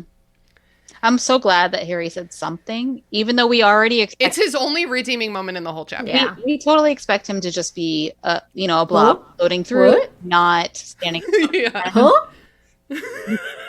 Which is so frustrating. The whole thing is supposed to be kind of blurting out things in defense of others. Like, that's like supposed to be his Gryffindor point. But like when it comes to actually socializing and his friends, he really never does that. Well, and he says at the end of this chapter that, like, Harry wouldn't risk his, like, renewed friendship with Ron for anything. Yeah. And there is a chance that if Harry had done anything more in this night, he could have, like, lost Ron. And so, he was probably like that balance and struggle. And, like, I've never done anything like this, but I've done maybe, like, a much smaller degree. Like, I think Ron and Harry have an unspoken understanding at some point this night that they are committed to unhappiness. Like, have you ever been, like, I'm thinking about, like, maybe, like, going out to the bar with my husband and friends, and then he and I both, right when we get there, are like, oh, no, actually, neither one of us wanted to come to the bar. Now that we're here, this doesn't feel right. And so it's like we're both committed to, like, having a certain narrative for the night. And that narrative is escape. So, like, I think Ron and Harry have this understanding. They're like, okay, we're both not doing this. Ron is the emo boy. The sassy, angry, long, shaggy-haired emo boy. Right. So, and it's wild because Padma is here witnessing Ron ruin Hermione's night. She doesn't intervene. I like to think that Parvati would have intervened. Yeah. But Padma doesn't know Hermione. So Hermione stomps up, and then Victor Crumb comes looking for her, and he's extremely polite, and Ron is, what's the adjective? What's the adverb? He's like it says like antagonistic but... Oh, yeah, it says, Ron says, no idea, said Ron mulishly, looking up. Mulishly. Lost her, have you? I didn't even know that was the word.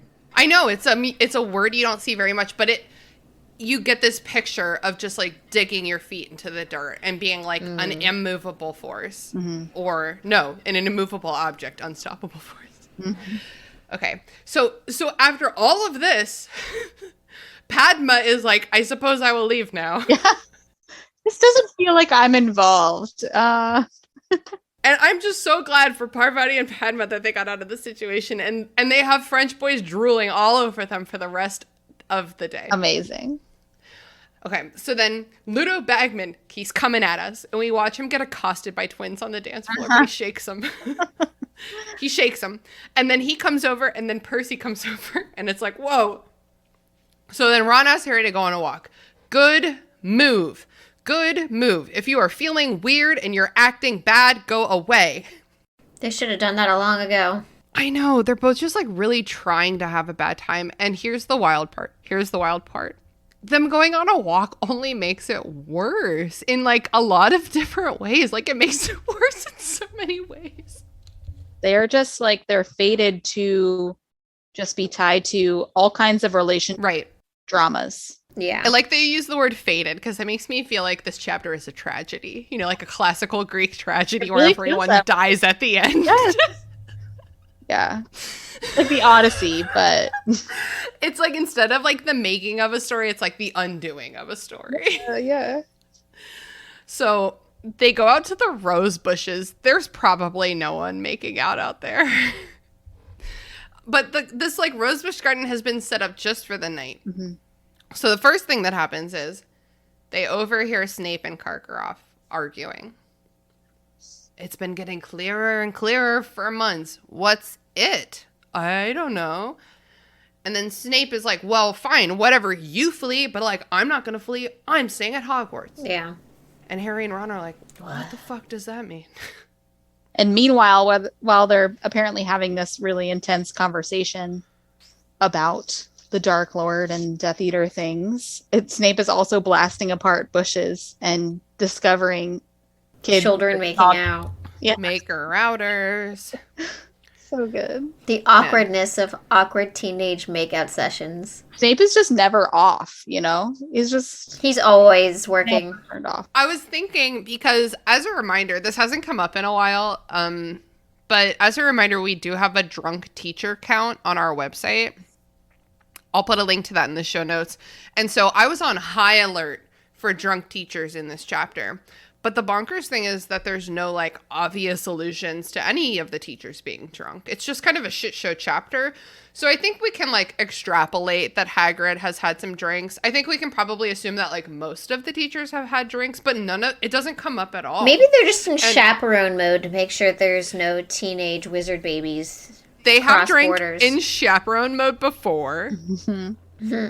But I think you're right that, for example, McGonagall would never drink because she's in chaperone mode. I think that's also so that's where I was going with this, is I was like, I hope Snape had, like, a shot to get into the Christmas spirit, but I don't think he did. A shot might help with the aim a little bit, like when you're bowling a little bit, you relax a little bit, and he's just blasting rose bushes. Like I'm only good at beer pong when I'm drunk. Yes. Yeah. But you have to hit that peak. You have to hit a certain peak. Mm-hmm. It's like with coding. I heard that if you code and you drink a certain amount, you have to hit that peak. Yeah. Okay, so then Snape is like, what the fuck are you doing here? And Ron is like, we're walking here. And Snape is like, well, keep walking then. And Ron's like, fine, we will. And it's like the most mule-ish, to use a word we recently learned, conversation I've ever seen in my life. Yep. So then Ron and Harry accidentally sneak up on Hagrid and Madame Maxine. And like, I can't believe this. I just can't believe this. Sweet Hagrid. They're being sexy. Like, they probably just made out. So, like, Ron and Harry are accidentally eavesdropping. And Harry's like, I wouldn't want to be overheard in this moment. This sounds like tender talk, so let's get out. But Ron is like, no, Fleur Delacour and Roger Davies are making out over there. So I'm not going over there because I am terrified of that woman. Yes. So they're just stuck here, eavesdropping. It's the worst thing I can imagine. Guys, do something different. He just is frozen. He just like literally cannot move. Where was his invisibility road if he needed it?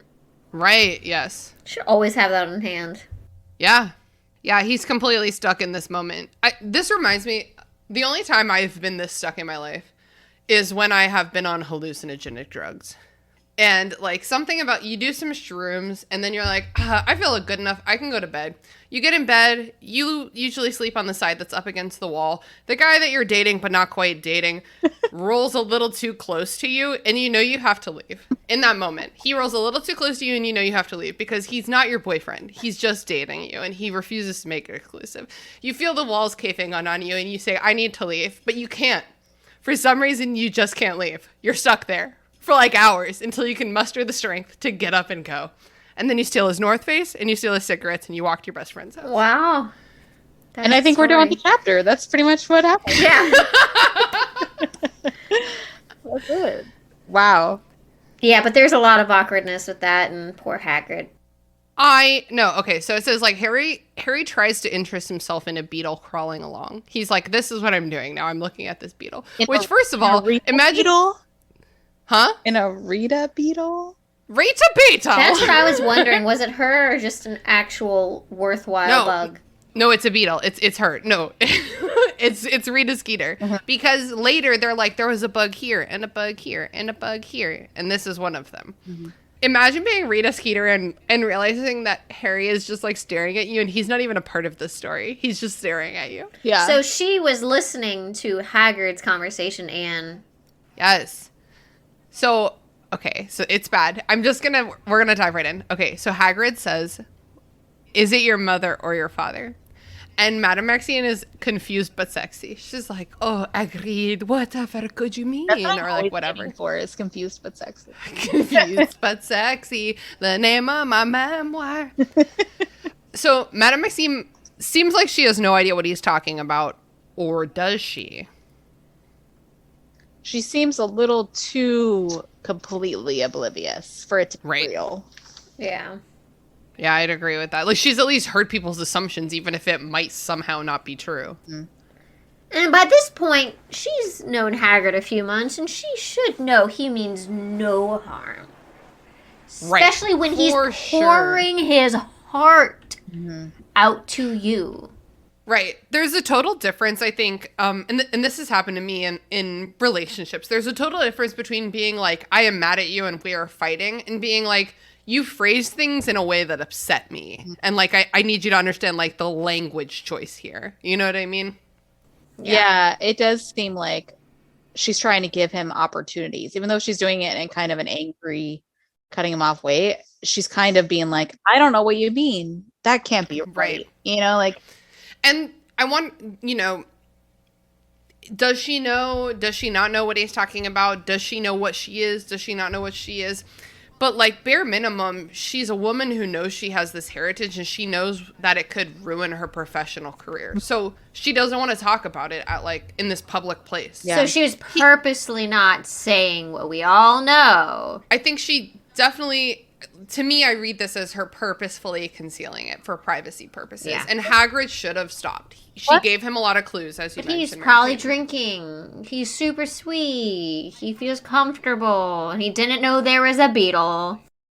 I was wondering if I should count him exclusively in our drunk teacher count, but I don't think that's fair because it never says that he makes bad choices when he's sober. But he's always been very whoops when it comes to saying things he shouldn't have anyway. Yeah. Shouldn't have told you that. And that's like, Fawna, you brought up like she knows him at this point at least a little bit.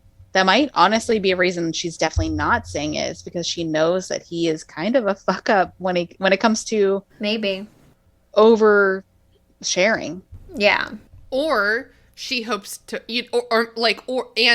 or she hopes to protect him by like shutting down this line of conversation. Yeah. She's like, let's talk about this on my ship or in your cabin. Like, let's talk about this like not here. But he is probably drunk and they did probably just make out and he wants to connect with her. So Madame Maxime tries to leave because she doesn't want to talk about this. But Hagrid is like, no, don't go. I've never met another one before.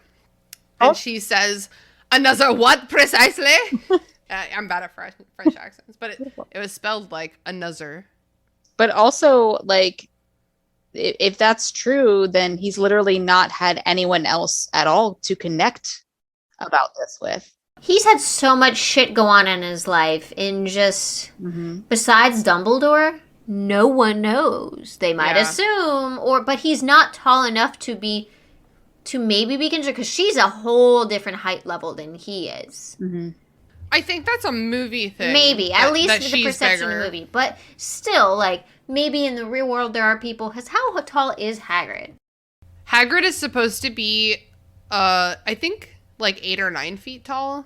8 foot 6 inches. Okay, so that definitely maybe. For the record, the average, if I said 8 or 9, the average of that is 8'6".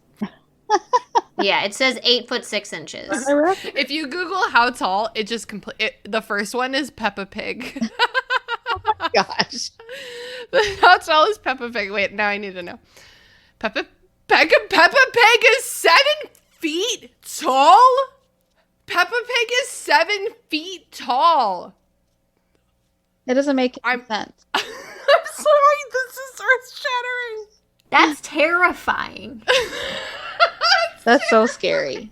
What the fuck? Peppa Pig is 7 foot It's tall. like a Slender Man Peppa Pig situation.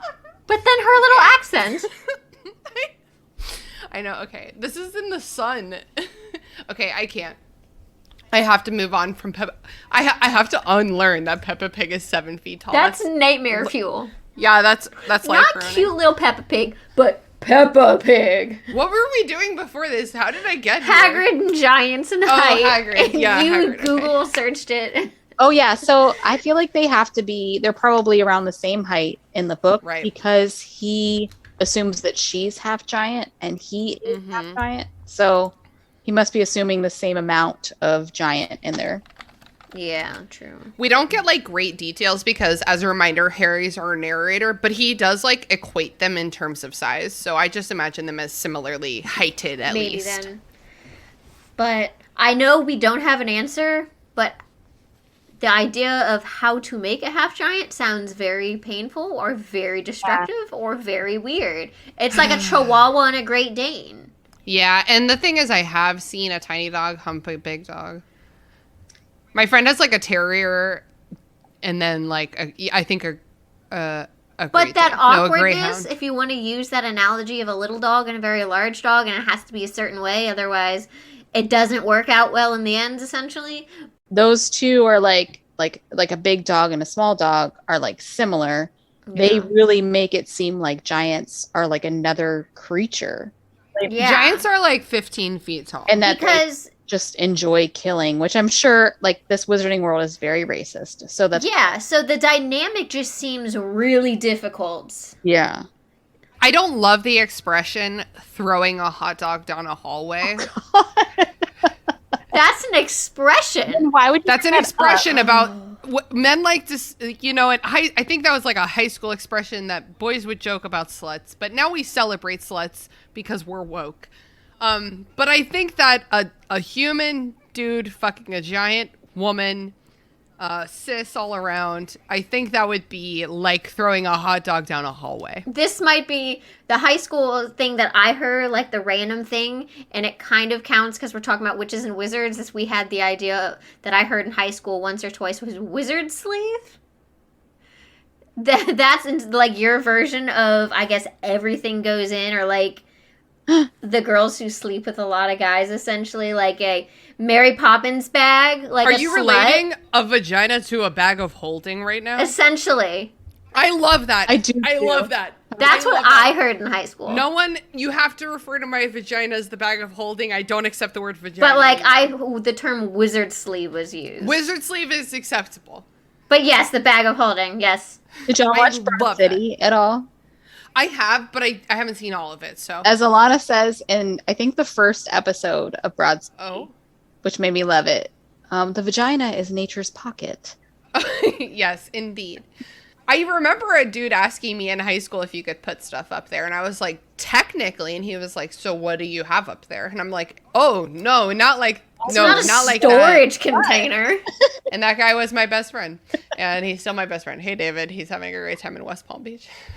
Oh, David, I hope you learned some things since then. He was probably trolling me. Okay, so Madame Maxime gets super offended and storms off. She's like, no, not me. And like, good, because no one can report anything, even if they were eavesdropping. Ron, specifically, is shocked by this news about Hagrid. And I'm so sorry. I know that I said that I had finished bringing up all of my grade school complaints, but I do have a final grammar issue. And that's a dangling modifier. It says, brought up by the Dursleys, there were many things that wizards took for granted that were revelations to Harry. And what the dangling modifier means is that if you say brought up by the Dursleys, comma, the very next word has to be Harry, because Harry was brought up by the Dursleys. But right now it's saying, weirdly, that there was brought up by the Dursleys. Brought up by the Dursleys, there were many things that wizards took for granted that were revelations to Harry. The first half of the sentence is treating Harry like the subject. The second half is treating him like the object. Okay. I know no one cares, but there was an inordinate amount of grammatical mistakes in this chapter. And I said it right, and I've had more wine since then. Nailed it. Wouldn't have caught that either. Thank you so much. So they go back inside. Mm-hmm. Parvati and Padma are surrounded by a whole table of Beauxbatons boys. Good for them. Good for them. I know. They really deserve it. Mm-hmm. Ron explains racism to Harry. He's like, people don't like giants because giants aren't very nice. So, in fact, he explains that he is racist to Harry. Explain that it's a racist thing. He explains the thing as a fact. Yeah. Yeah. And, like, this is yet another subject that this book was not equipped to handle, because are giants a violent species? Like, animal abuse of the owl and against giants, werewolves, probably other creatures. We got the house elves. Yeah, so it's like, you know, dragons are violent, and that's what dragons do, and they're another species from us, and they're just violent, and we love them anyway because they're cool, majestic creatures. But it's like, because giants look humanoid, we have like different standards that we impose on them. And Ron's like, they're really violent. And it's like, that's like a really bad thing. I don't know if this means anything, but it just weirds me out that he's like, well, they were dying out anyway. And then loads got themselves killed by aurors. They're supposed to be giants abroad, though. I feel like even if they were some sort of animal, like, you would be worried about an entire species dying. Yeah, you would never be like, oh, all of those animals got, like, all of the, I'm trying to think of an extinct species, but I'm like an idiot, so I don't know any. But you wouldn't be like, oh, all of those deer got themselves killed off. It's like, it's not their fault. They just live here. Yeah, it's like, it's definitely a red flag moment. And definitely the giants later in the series sort of straddle that line between human and creature, because like, some of them can talk, some of them can't, you know, like they have civilization, but like barely, you know, it really is like straddling this line. And this book series absolutely refuses to delve any deeper than being like, this is a species that straddles that line. Yeah, I mean, if Hagrid later in the series can be entrusted with the mission of going to the giants in the mountains and finding them and trying to convince them to be good, obviously it means that they believe that he can talk to them in a diplomatic kind of way. Right. So they're a humanoid civilization. So like why so we're being racist against them. Like in the end it's just racism. Yeah. Yep. Too many humanoid species in this. Like our human world only has one humanoid species. And so it's like, you know, we talk about race, but this world has so many humanoid species and all of them are oppressed except for the humans. Yeah. And that's wild. Yeah. Because goblins and giants and mermaids, like all of these other species, house elves are humanoid intelligence, you know, like humanoid bodies. And the ones that live in the dark forest and everything too. Mm-hmm. The horse guys, whatever they're called. Centaurs. The centaurs. I was like, the forest guys, there's like a camp in there. Yeah. Couldn't remember off the top of my head until I was saying it. The horse guys. Mm-hmm. So finally, and thank God, finally the ball ends. Mm-hmm. Harry and Ron are trying to leave. Cedric intercepts them and is like, he looked like he only wanted to talk to Harry, whatever. So Ron goes on angrily. And Cedric tells Harry to take a bath with his egg. Cedric insists that Harry use the prefect's bathroom. Why? It's private. To me, it just really felt like she was like, oh shit, now I have to explain bathrooms. That there are baths. That would be a very weird thing to have in a public kind of setting like this, to have baths. Right. Versus like just showers, I guess. Right. Maybe. Could also be a cultural thing or cultural difference. True. Because there are public baths in different countries and stuff too. I don't think that's a Britain thing. And the note, like Harry goes into here, there's like a big public middle of the room. Okay. I'm going to back it up. I'm going to start by telling you guys my one recurring nightmare. My one recurring nightmare is that I'm in prison. And the bathrooms are set up so that all of the toilets are in a circle facing each other. Right? And I have to shit in like open air while making eye contact with other people. Oh no. I don't even have bathroom anxiety, but that's a nightmare that I've had more than once. Okay. Oh my gosh. So I feel like this is like a version of my nightmare, is going into a public bathroom, knowing it's public, knowing anyone can walk into it at any time, choosing to bathe naked in the middle of the room, and then worrying about if someone's going to walk in. Yeah. Like, why? So much why? Why do they have their own bathroom? The prefects. I don't know. It like purely for VIP status. Maybe. Why would you walk halfway across the castle for VIP bathroom status? Some people are really picky about the types of bathrooms they use. There are some people that are bougie. And with that many people generally using the bathrooms, but you can choose a bathroom where like only select like a few people use it. Yeah.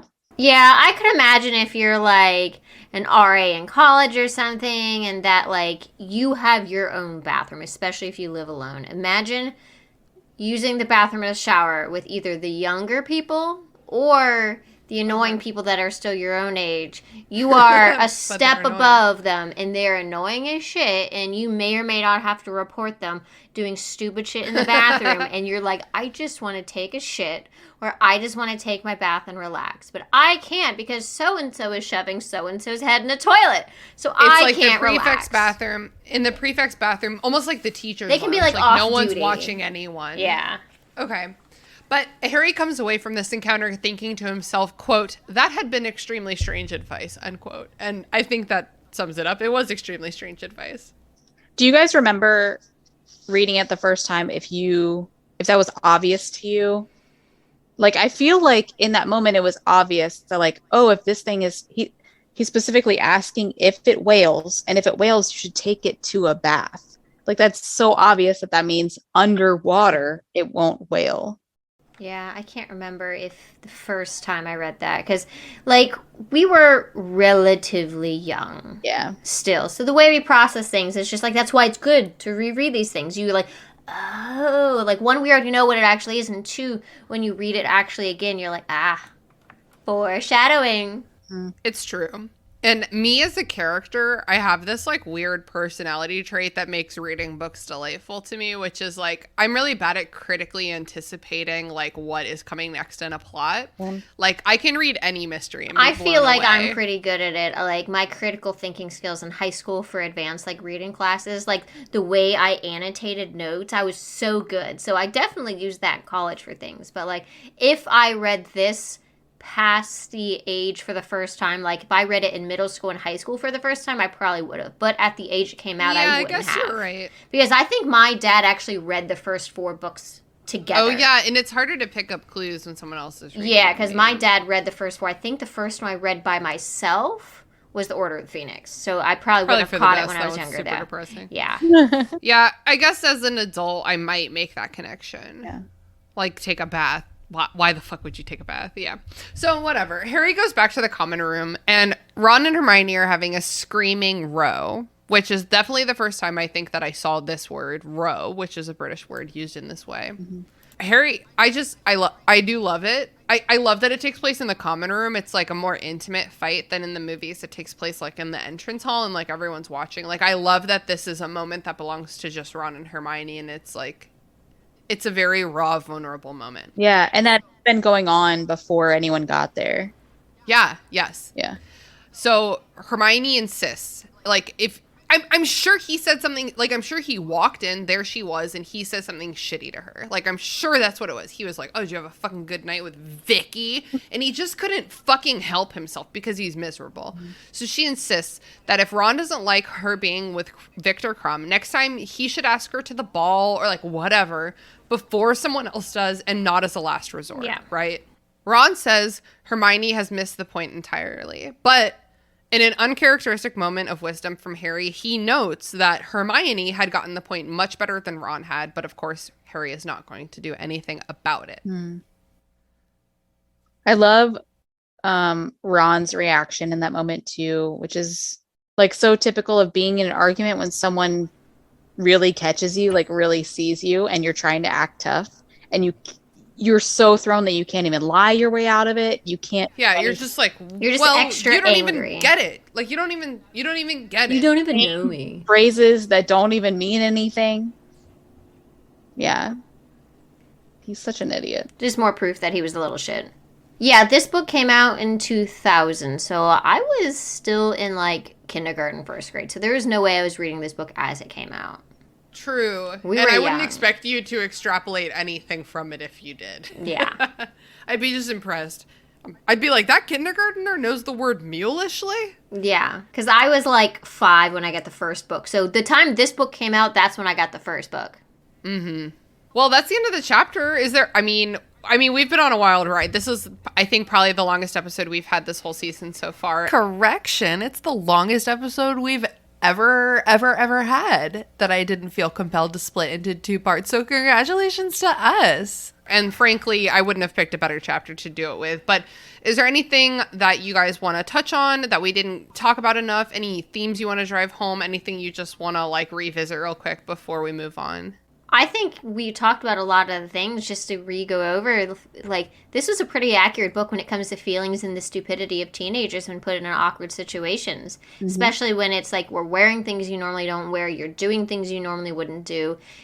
And since our main characters are 14 years old, they normally wouldn't have been thrown in this situation. Like, right. Would they still have gone to the ball if Harry was not a champion? Because would this have been just for the 17-year-olds? Or because they're high school age? I think Hermione would have gone to the ball no matter what. Yeah. But I think Ron wouldn't have gone to the ball. No, because they could invite people who are younger with them. We talked in the previous chapter about how the age was probably extended to the 4th years because of Harry. Yeah. And I think most people were saying that it should be 5th, 6th, 7th, or just 6th and 7th years for something like this. Like prom. Like prom, exactly. I mean, yeah, it's all because of Harry. And he didn't even do it on purpose. Like, it wasn't his fault for this. But I really do think Hermione and Crumb's thing is completely unrelated to Harry and Ron's thing in this chapter. Ron makes it his problem. Mm-hmm. Just because he's a salty son of a bitch. Yes. Son of a bitch.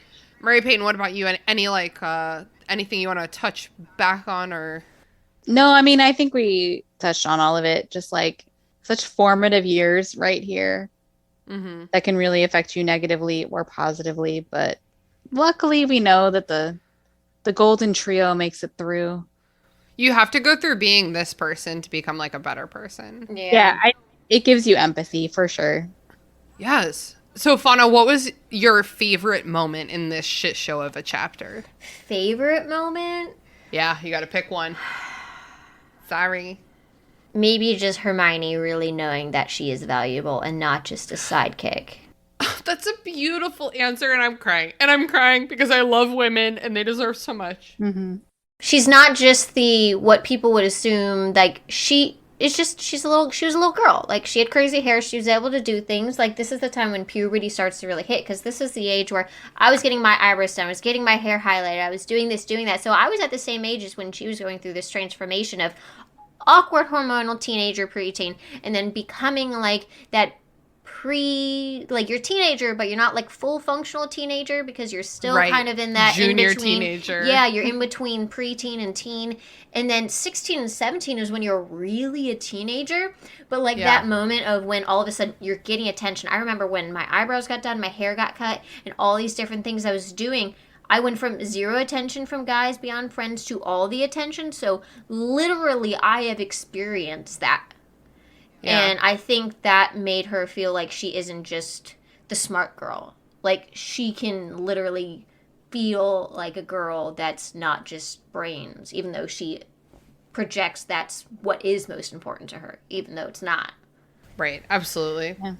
Mary-Peyton, what about you? What was your favorite moment in this absolute shit show of a chapter? I mean, it's all good. It's all gold. I don't know about my favorite moment, but a moment that I didn't really talk about much, which was when they're sitting down to eat and Crumb and Hermione are chatting like a lot. She makes a point of talking about how they're chatting a lot and how Harry had never heard Crumb even speak. He's just like Sean. It's like such a cool juxtaposition to all the boys that think they're doing the right thing and are like trying to get these girls, but they won't talk to them. They won't look them in the eyes. They won't have conversations with them. They just like stare at the pretty things. And then Crumb, who's normally so quiet and like we kind of figure out in this chapter really is a gentleman.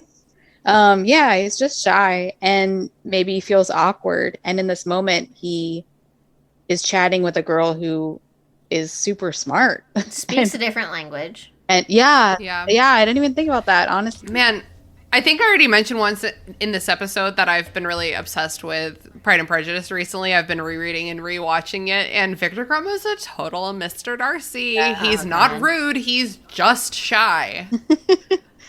Yeah. You can probably debate that a little bit, but... My favorite moment in this chapter is, I'm going to read it.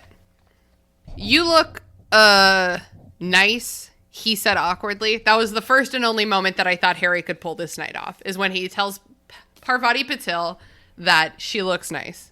She looks, nice. He couldn't say, amazing. He said, nice. He could have played that off, like, amazing. Awesome. Well, are we ready to move on to plugs? Yep. Everyone always just nods at me. And I'm like, they said yes. She said yes. She said yes. She wants to move on to plugs. I would love to start by plugging our Patreon. This month's bonus episode will cover the movie Horns, which is one of my favorite non-Harry Potter movies that stars Daniel Radcliffe. Oh, yeah, that's a weird movie. It's a weird movie. It's based on a book written by Joe Hill, Stephen King's son, which is a great book, too. Oh, but I didn't realize that was him, because he also wrote Lock and Key and... Yep. Yeah, you should absolutely read the book if you want to, but I'm not going to make people read books for a podcast. Come on, we're fun here. We only do movies. Oh, wait, it's a book club podcast. I just remembered it's a book club podcast. But Fawna, why don't you tell us where people can find you on the internet? You guys can find me on Twitter, Instagram, now Facebook, And, of course, with the podcast, you can find them on Spotify and Apple and a lot of major random ones all over the place. Like, if you search Cat's Tea and Witchcraft podcast, you can find, like, at least 10 different ones. I don't know the quality of all of those engines, but at least Apple, Google, Spotify, all the big ones that we use in the United States are accessible for the podcast. On Instagram, though, my handle is at Cat's Tea and Witchcraft. On Twitter is at Cat's Tea and Witch. Couldn't use the full podcast.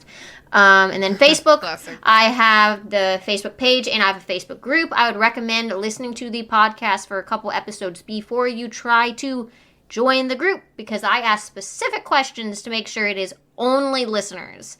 Yeah, and the thing that I really like about your podcast, Fawna, is that you can, especially now that you have this lovely backlog for new listeners, you can go and just listen to the things that interest you. Over 70 episodes, and each title has exactly what you need, and it's very particular topics, so you're not reading an entire book and having to, like, go through it. Right. Yeah, absolutely. So I recommend, like, sampling the podcast by picking and choosing, and then I think you'll feel inclined to listen to the whole damn thing. So, Fawna, what have you been watching, reading, listening to, etc. lately that you think that the listeners of our show would like? Watching, me and my boyfriend have binge watching all of Big Bang Theory all over again. Really? I just restarted watching from Peter Capaldi Doctor Who, because we have HBO Max, and I realized that they have all the Doctor Who on it, so I can catch up. Yeah. Because I stopped watching in 2015 because when they started taking it off of Netflix, I was like, oh no, I don't have cable and can't get BBC. But for reading, I have a list of witchy books, and then one book that is not a witchy book, and I have a story for that. So I have, right now, a relatively new book, and it is on folk magic, and it's called New World Witchery, and they also have a podcast as well that has been around a while, and it is about North American folk magic. And then I have another folk magic book, which is called Roots, Branches, and Spirits. I have 2 books that are written by a Gardnerian high priestess witch, and her name is Thorn Mooney, and it's The Witch's Path and Traditional Wicca. And then the book that I have, I'm going to show as we're recording you guys the book. Ooh. But it's Rick Riordan Presents! It's Rick Riordan Presents! My niece picked this out for me, and she is 5 years old. That's so cute. So there's a story. Apparently they were at like this like craft fair or show or something, or book fair or something, and she specifically looked and she's like, I want to get that for her. And my mom was like, okay. And then I got the book and I'm like, this is actually a book I would like reading it, between the type of writing, the type of characters, the author itself, and I'm like, she didn't even know what she was picking out. So the book is called Dragon Pearl, so the fact that it has dragons already was perfect, and she can't read. Yes. She can't read. She's barely 5 years old. She It's just a turned cool 5. cover. It's a cool cover. She's got a good intuition about book covers. It has to deal with, like, folklore in different mythologies from different cultures, and just the fact that she picked it out so perfectly just shows the magic of children, especially when they love you. So, yep, so that's called Awesome. Dragon Pearl, and it's by Yoon Lee. Thank you so much. I love Rick Riordan Presents. It's like they gave him his own publishing line to amplify the mythology, middle grade fantasy stories of writers of color, and it's just like the best thing in the world. So, Mary-Peyton, where can people find you on the internet? You can find me on Instagram at just do Crook MP. That's the best one. Or at Richmond Reads, also on Instagram. So what have you been watching, reading, blah, blah, blah, blah, blah, lately that you think that the listeners of our show would like? What I have to plug this week is not going to be like mind-blowing for anyone. I've really just been so busy. I've just been like watching comfort shows, which is my favorite thing anyways. But just in case people haven't seen them, I will always plug Brooklyn Nine-Nine. Oh, just funny, goofy, so good. Yes. We have a bonus episode about that. So if you want to hear us sort the characters of Brooklyn Nine-Nine into Hogwarts houses, be sure to sign up for our Patreon. Amazing. Yeah, I introduced that to the kids who are 13 and 15. And they at first, I was like, wow, they're not really reacting that much to these episodes. Maybe they don't like it. And then they ended up watching it completely by themselves on their own phones, just like binge watching all of the seasons. So, and then another just like kind of comfort one that's not goofy humor, but like just like humor and also some drama, Shameless, which I know I'm like way behind the times on that one. But it's just super entertaining. because you hate most of the people in it, but also love them at the same time. The character building is really good. So highly recommended.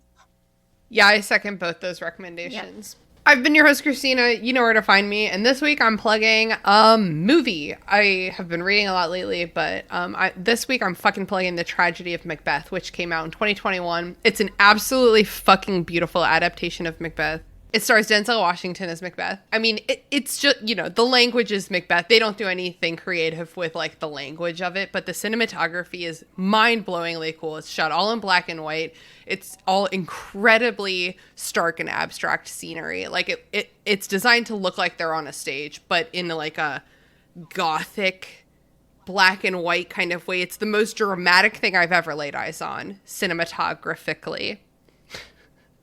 Is surely the word. And it stars, oh fuck, what's his name? Harry Melling? Hold on. Is his name Harry Melling? Yes! I remembered his name, and it's Harry Melling, who plays Dudley Dursley in the Harry Potter movies. His name's Harry, by the way. He's in The Tragedy of Macbeth. And it's a great film. So that is my plug. In summary, that's my plug. Thank you for coming to my TED Talk. Fawna, thank you so much for joining us. It was so good to have you back. Yeah, thank you so much. And everyone should absolutely go listen to Cat's Tea and Witchcraft, because I really think there's a little something for everyone on this show. Yep. And you don't have to be a witch. You don't have to be Wiccan. You don't have to have any particular path just to learn about so many things, because I talk about things that are also multicultural, essentially, from karma to chakras to Reiki to other forms of spirituality that tend to cross over that line of the metaphysical, the witch, the new age, and all that kind of stuff. And I try to do it in a way that educates people about the use of what European modern witchcraft is from other cultures and how things sort of meld together in just a way, just so we can all live happily ever after together in these crazy multicultural things of the crazy witch world. Yeah, absolutely. I don't consider myself a witch or Wicca at all, but I consider your podcast to be one of my, like, educational podcasts, so I absolutely recommend it. And Mary-Peyton, as always, thank you for being my trusty co-pilot. Thank you so much for having me. It's always a blast. All right, gang, I gotta go finish reading Half Giant, Whole Heart, an exploration of prejudice against giants, before this book tries to snog someone in the bushes. Bye! Bye! Bye! The Restricted section is honored to be a member of the Movie Night Crew podcast network, which features other excellent podcasts such as Of the Eldest Gods. Two friends question if Rick Riordan is truly their godly parent while rereading the books that changed their childhoods. From the Greeks to the Romans to the Egyptians to the Norse, Of the Eldest Gods lets them take their adult imaginations on a ride across the Percy Jackson series and beyond. If you're listening to this, you also ignored the warnings of reading the Percy Jackson books. Now that the monsters are after you, it'd be a good idea to come to Camp Half-Blood. But more importantly than that, you should listen to Of the Eldest Gods, a Rick Riordan read-along podcast. Join us as we talk about some semi-fucked-up history and mythology relating to each chapter. As we reread the original Percy Jackson series again while trying to stay spoiler-free. Or so help us, Zeus may curse the pod again. Episodes out every Thursday wherever you get your podcasts. The Restricted section was created by me, Christina Kahn, based on the book series by J.K. Rowling. All music by Ryan Kahn. Logo by Michael Hardison. Support us on patreon.com/restricted section. For as little as $1 a month, you can gain access to our Discord community server, which is a really happy place to be. And there are other rewards as well, such as bonus episodes and Zoom happy hour hangouts. Be sure to follow us on Instagram at Restricted Section Pod, on Twitter at Restricted Pod, and on Facebook at Restricted Section Pod. Also, feel free to shoot us an email at restrictedsectionpod@gmail.com to share your thoughts, feelings, complaints, conspiracy theories, or even lavish praise. Our regularly scheduled technical problem.